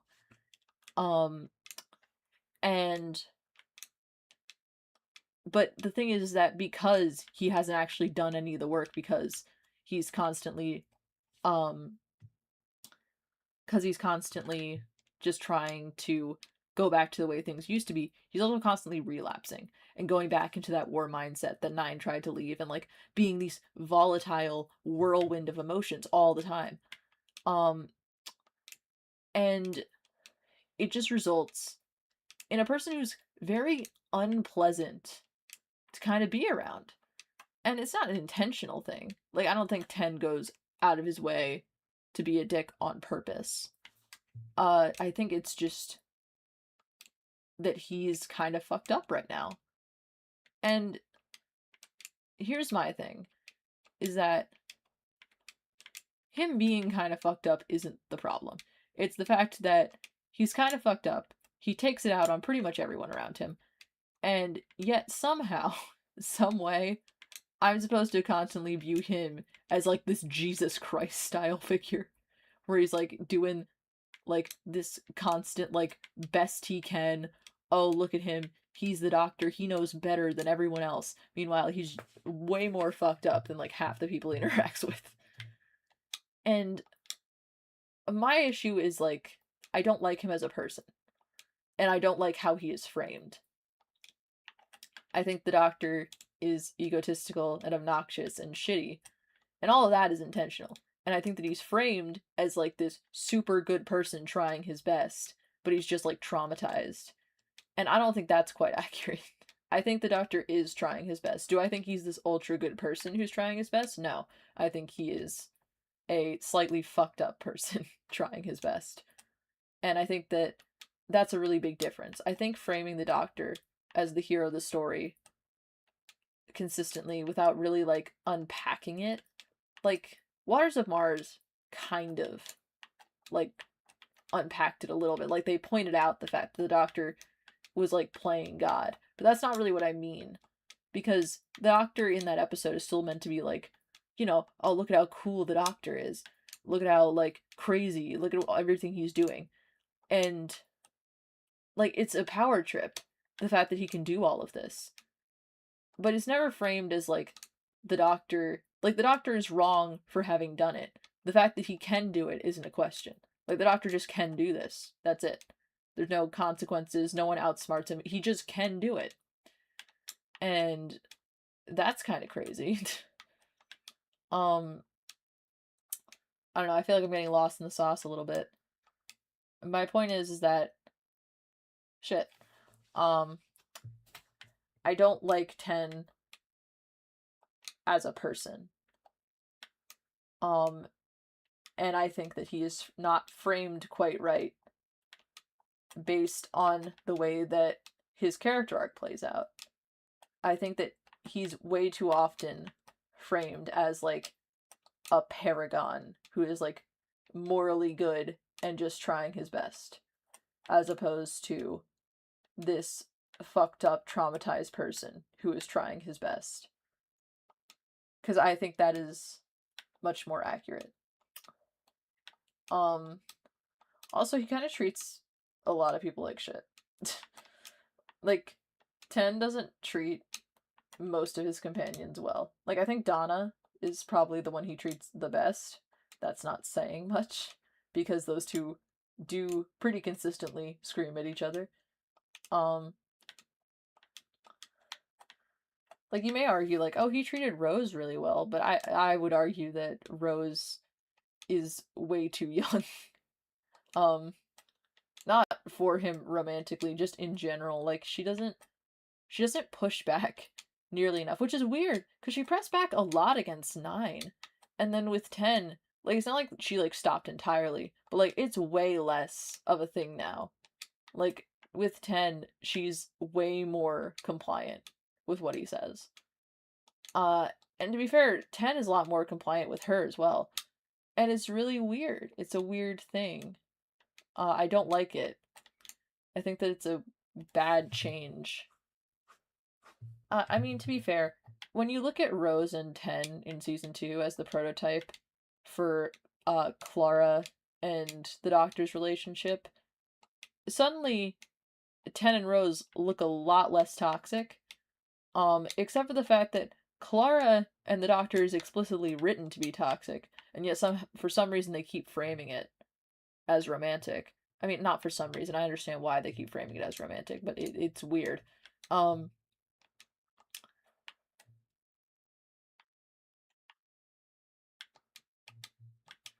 But so the Doctor and Clara versus Rose and the Doctor. Like, if you look at it that way, Rose and the Doctor look way better. But that's not saying much. Uh, I I don't think he treats Rose very well. I don't think Ten treats any of his companions like all that great. Um, I mean he treats Martha the worst by far. I mean if you don't count Mickey, obviously, but like in terms of companions, Martha got the shortest end of the stick. Um, which it's really weird how Russell had both of his companions of color get just like completely sidelined by the white lady of the previous season. I mean, in the recent era, I don't think that Moffat, I don't think that RTD did it intentionally. I think that a lot of things happen there. Um, and I'm not about to get into speculation or theorizing or anything like that. Um, but I don't think it was the intention to do that to Melinda. I think it was just an unfortunate coincidence. Um, I don't know. Jesus Christ, I am in pain. I'm in pain. I feel like I should have some kind of conclusion for my 10th Doctor thing, but I don't really know what to say. I don't think the 10th Doctor is written badly anymore. I used to think he was written badly. Now I don't. I just think that the 10th Doctor is written to be slightly obnoxious in a way that's realistic given what he's gone through. But that does not mean that it is pleasant to watch. Like, just because I understand why he does the things he does doesn't mean that it is a pleasant experience watching it. Like, the 10th Doctor acting like a dick to people all the fucking time isn't suddenly made better because I understand him. It's not suddenly made better because I empathize with him, because I also empathize with the people he's being shitty to most of the time. And, like, I just think that,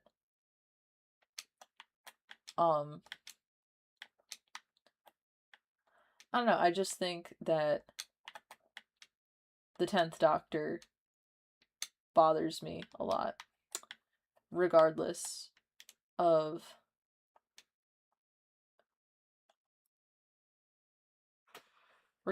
the intentions.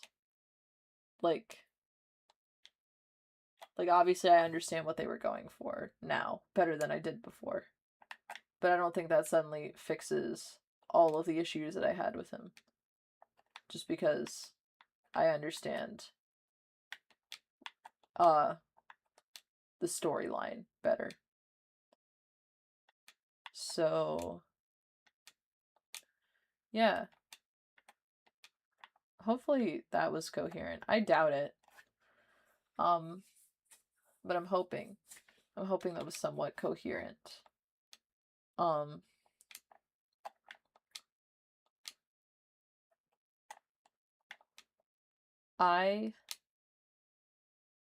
I'm in a lot of pain, guys, and I don't really know what to do about it.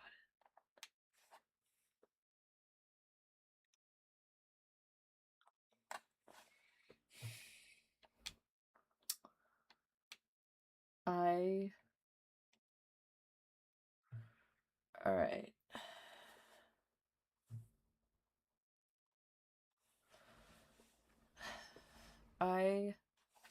I was supposed to transition right into miscellaneous and stuff, but I think that I'm gonna take a minute or two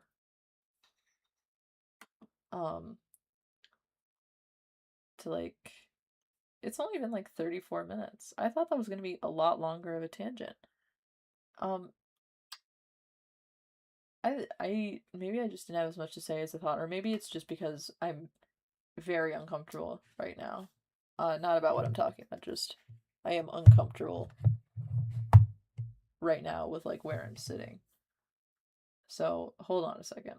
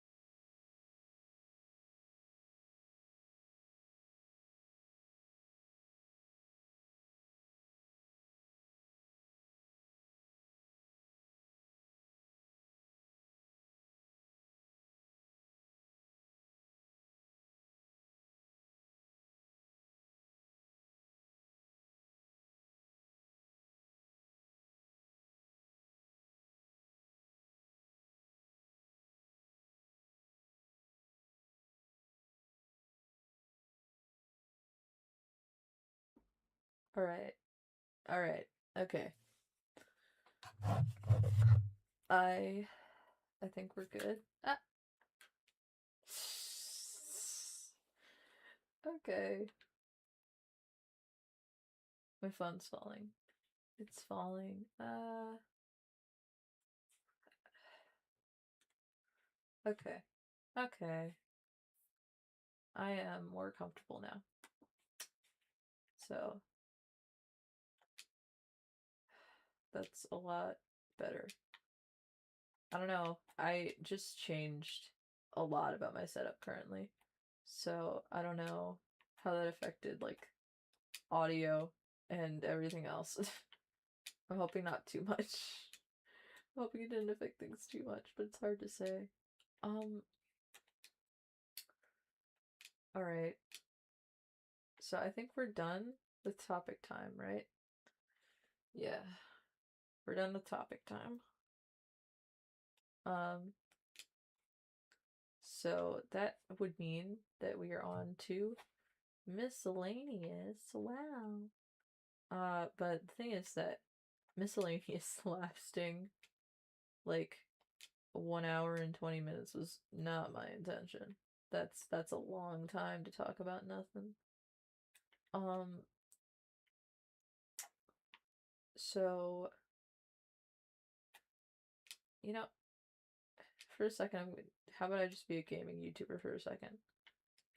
Because why am I struggling so bad on this fucking level? This level isn't that hard. And I get that I'm only half paying attention, because I'm also trying to pay attention to what I'm saying. But it's really annoying me that I can't beat this level.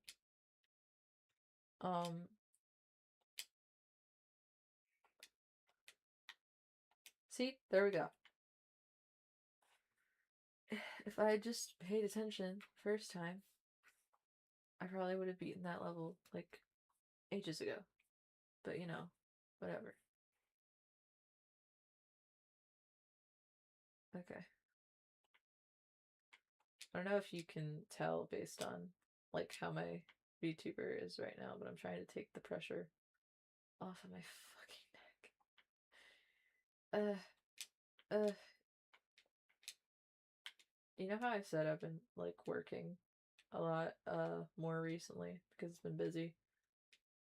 I think that my body is angry at me for working so much and then deciding, you know what, instead of taking a break, instead of, you know, sleeping or, I don't know, like, napping, that's just sleeping again in a different font.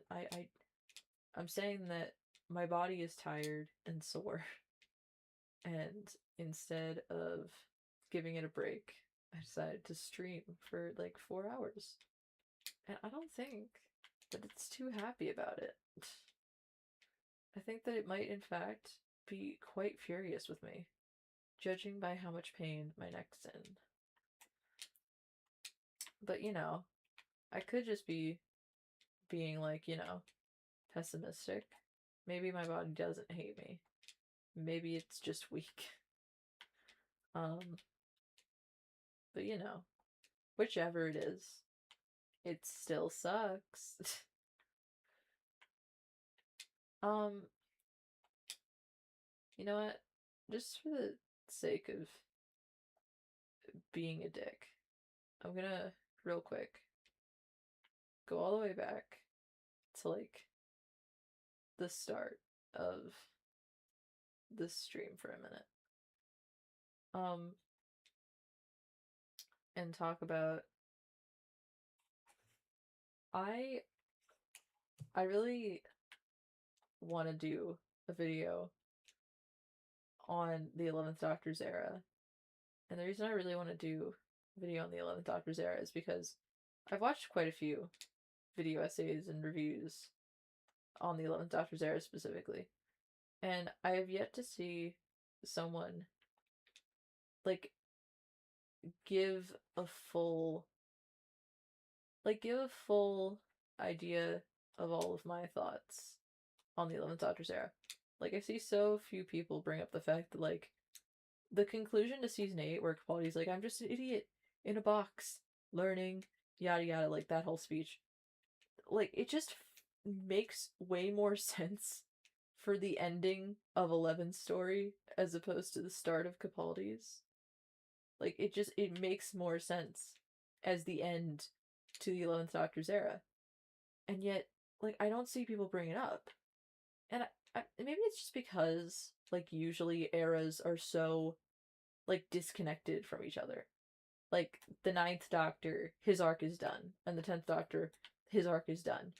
But the 11th Doctor, because Matt left when he did, but the story wasn't finished, because he left at the end of a transition season, as opposed to at the end of the 11th Doctor's actual story, it means that there's just, like, this ending that, like, clearly was meant for one Doctor, but unfortunately landed up in the lap of another. And I feel like this is multiple times now, where instead of just, like, dropping the story entirely, Moffat changed it a little bit and then handed it off to 12. And that story gets, like, huge amounts of people going, oh my god, this is so great. This is why we love the 12th Doctor's era. And I'm like, but Moffat would have done this with 11. And he just didn't. I don't know. Like, Missy was supposed to be introduced in the 11th Doctor's era, and I'm never getting over that. Missy was supposed to be introduced in the 11th Doctor's era. The 11th Doctor was supposed to go to Derillium with River Song. And the 11th Doctor was supposed to get the idiot in a box speech. And all of these things are true. And yet, for some fucking reason, I feel like I sound crazy saying them. Just because no one else is saying it. But I know that it's true. I'm not crazy. These are all things that were supposed to be the 11th Doctors. And for some reason, Moffat gave them to 12. And it drives me nuts. Speaking of the 12th Doctor on Derillium, actually, while I'm at it, anyone who says, oh, the 12th Doctor was her doctor, shut the fuck up. No, he wasn't. One, that implies that River has a favorite, and for the record, I don't think that she does. I think that that's a really bad way to look at Time Lords in general. Like, they're all the same person. I don't think she has a favorite. So, let's start there. Second, and more importantly, if River were to have a favorite, she spent over half her life with 11. Why the fuck would 12 be her doctor? What are we talking about? 11's the doctor she first fell in love with. 11's the doctor who she's spent the most time with. 11's the doctor who she married. On what fucking planet is a 24-year honeymoon suddenly going to compare to literally the rest of that? Oh, because he was more emotionally open in those 24 years. Fuck off. First of all, I really find it irritating how pretty much every instance of 11 River after season 6 retcons their marriage to be worse. It annoys me personally. But even ignoring that, the 12 wasn't more open with River. We still had the vague wording, the dancing around the subject, all the stuff that 11 would have done. So it's not like we didn't change anything. Is it just because it's 24 straight years? Is that the reason people say it? Because, like, is it the fact that, like, it's confirmed to have happened off screen as opposed to, like, most of the 11 River adventures to where we have to just, like, imagine they happened? Like, I don't know. It's really, really hard for me to see it as anything other than people just, like, hating on 11 River. And, like, 9 times out of 10, if you ask someone who doesn't like 11 River why they hate it, and if their response is not just, like, something ageist and gross, mostly what you're gonna get is people going, oh, they don't have chemistry, and I hate that response. If you just say that characters have no chemistry and you can't actually elaborate on what that means, just admit that you just don't like it because of vibes. Because, like, you're allowed to not like a ship just because you don't vibe with it. And I think that we would all be better off as a society if we could just admit when we don't like a ship because we just don't like the vibes. Because saying these two characters don't have chemistry, like that's an actual criticism you can give to a ship. And just but it's a criticism that I feel like you need to explain more than just saying they don't have chemistry. Like you would need to give like examples and actually like say statements about it. You can't just say these characters don't have chemistry and move on. Because it just that's not how that works. If you're actually trying to say that this ship is bad because of this, you should be able to explain what you mean. I don't know. I don't know.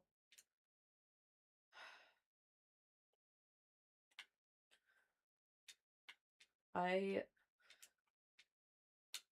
I like 12 River, but if you were to tell me to rank uh the three doctors that River actually gets to meet on screen, I would say that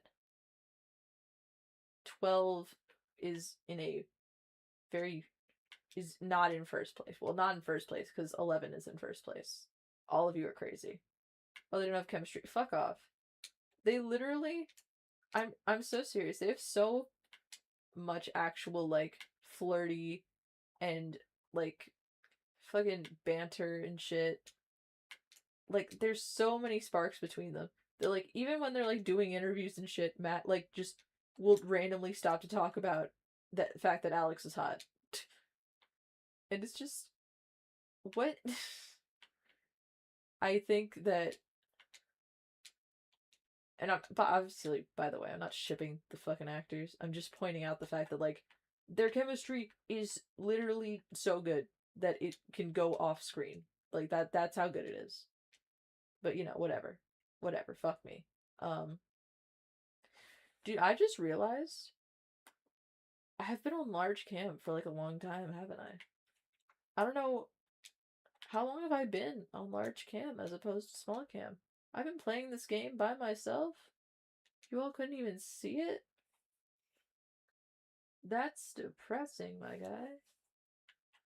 Literally playing this game by myself. Sitting here playing Roblox at the age of 21.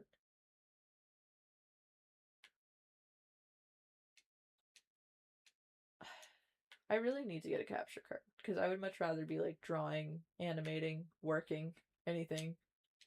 Instead, I'm just sitting here playing Roblox. Like a fucking geek, honestly. I want to be able to talk about Doctor Who while drawing like a real man. My throat is gonna fucking kill itself tomorrow. I have a feeling, I have a sneaking suspicion that my throat is gonna like look at me tomorrow and then just like put a gun in its mouth. Which I guess if it's my throat, the gun would be in my mouth. I don't know.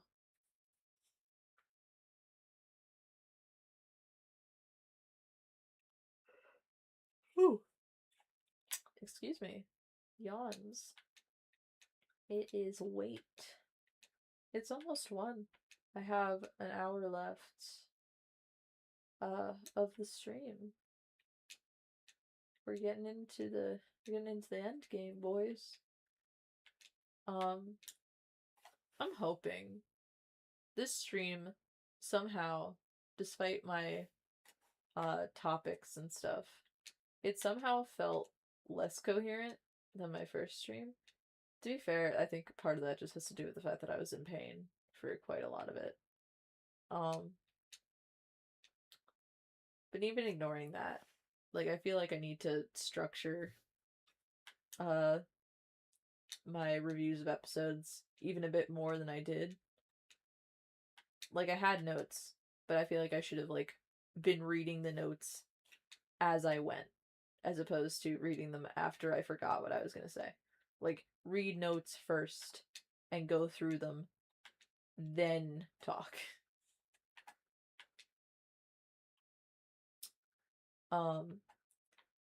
But you know, we live and we learn. This is not a perfect process. It's first official stream that isn't a test. We are allowed to have fuck ups. Hopefully. I don't know, maybe the stream police is gonna come and kick my door down and beat the shit out of me. I don't know. What do the stream police do? Force me to watch Fortnite clips.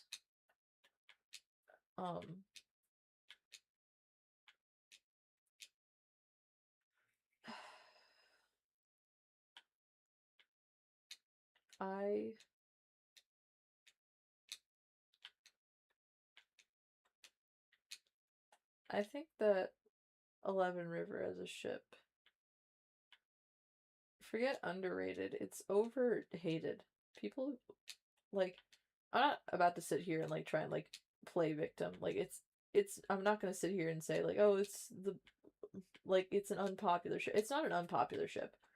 It's just that a lot of people who hate it are fucking crazy.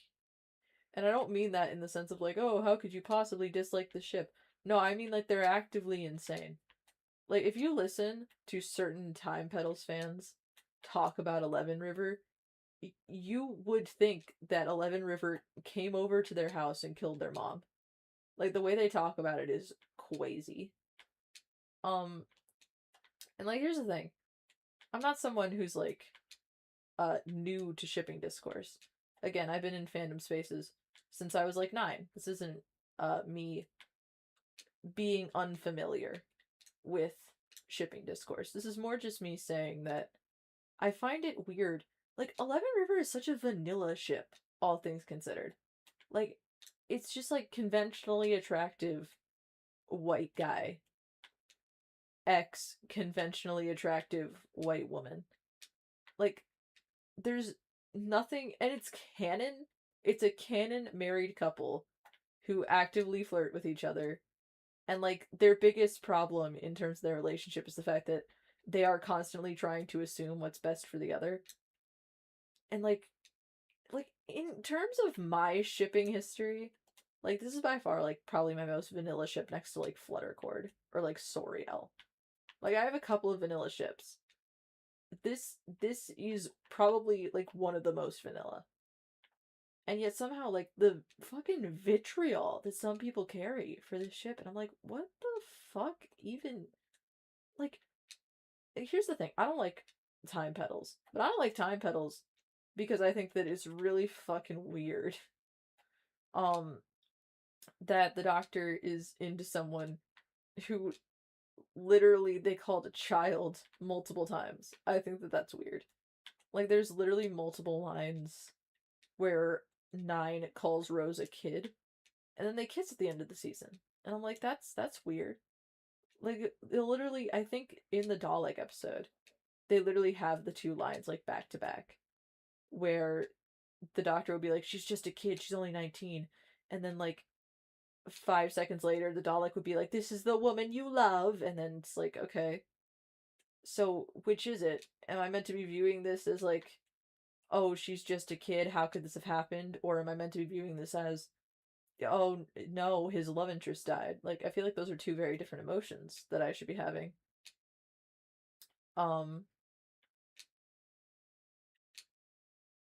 So yeah. But, like, I have those feelings towards Time Petals. But, like, you don't see me going around fucking talking shit about Time Petals. One, partially that's just because I don't really care about shipping discourse that much anymore. I mean, if you, like, punch at me, I'll punch back. Like, it's not a thing where, like, I'm afraid of debates. I'm not someone who cares about that sort of stuff. It's more just, like, I'm not gonna go into, like, art of a ship I don't like and be like, I don't like this, and you suck. Like, I'm not gonna do that anymore. I used to do that back, like, when I was in middle school on Amino. People would draw Fran's art, and I was like, ew. Which, to be fair, very based of middle school me to see Fran's and go, ew. That was, in fact, predator shit.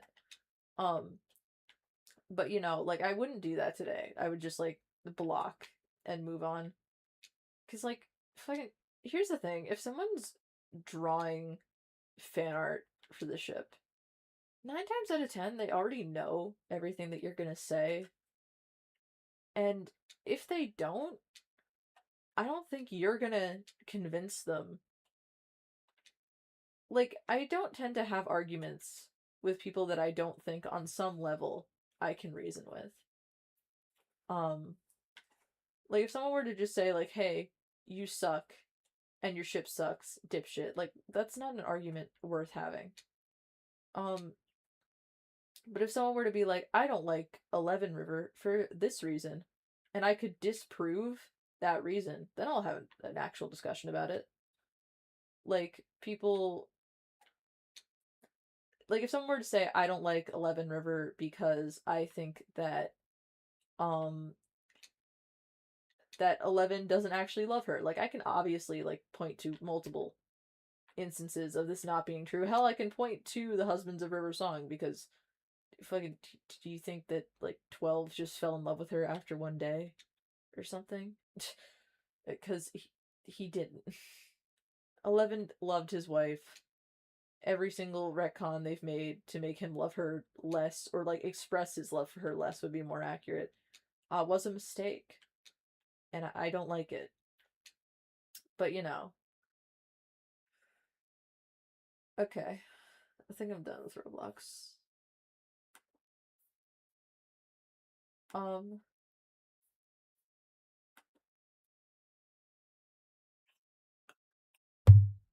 Jesus. I'm gonna drink some water. H2O is good for you when you have put to slaughter.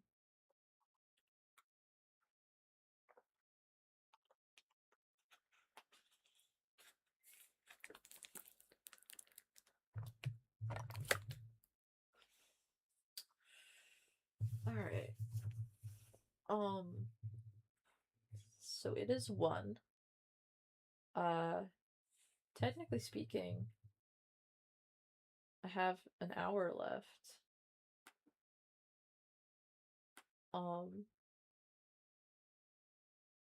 Which is, you know,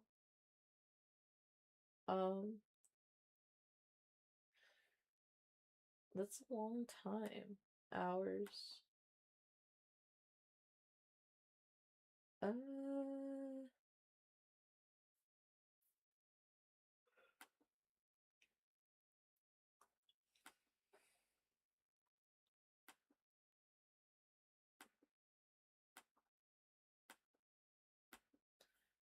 You know, I haven't shown off a lot of stuff on my model. You know, I might as well do that. This is my blushies.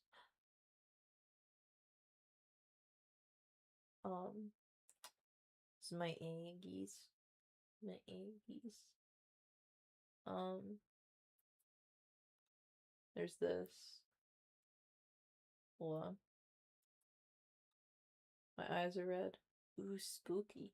Spoopy. And then we go to this one, which is both of them, technically. I'm angry.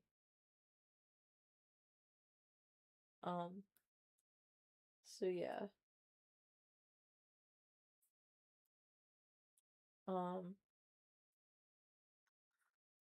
I feel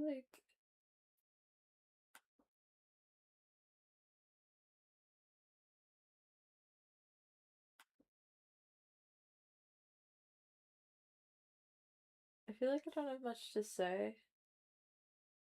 And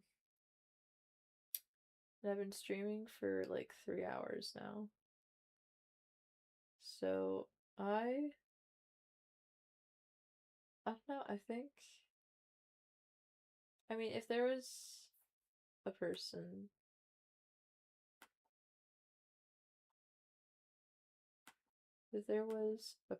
here, I think that I don't know, I might be more. I think I might stay on. But I don't know. Think I think that I am a little bit sleepy because I've been up since 5. And, you know, people aren't here. I'm just talking to myself, and I have plenty of. I mean, it's false advertising, I guess. I did say I was going to be here till 2. So that sucks. But I don't have much to say. I really thought I was going to get through more of the classic episodes that I needed to watch, but I didn't, and I'm sorry. If I had gotten through them, I feel like I would have had more to say. Unfortunately, I didn't. But this has been fun. This has been a learning experience. I feel like I learned that I need to read through my notes as I'm going, rather than after I'm done going on a spiel. So that's fun. Learning things, doing things. Uh, but yeah, I don't know.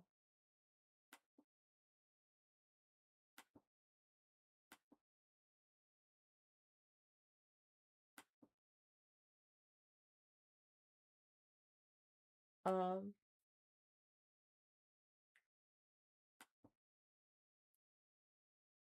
I think I'm gonna head out. All right. Um, I'm going back to the dead. Probably gonna end up sleeping. Uh, have a good day. Have a good night, whichever your time zone is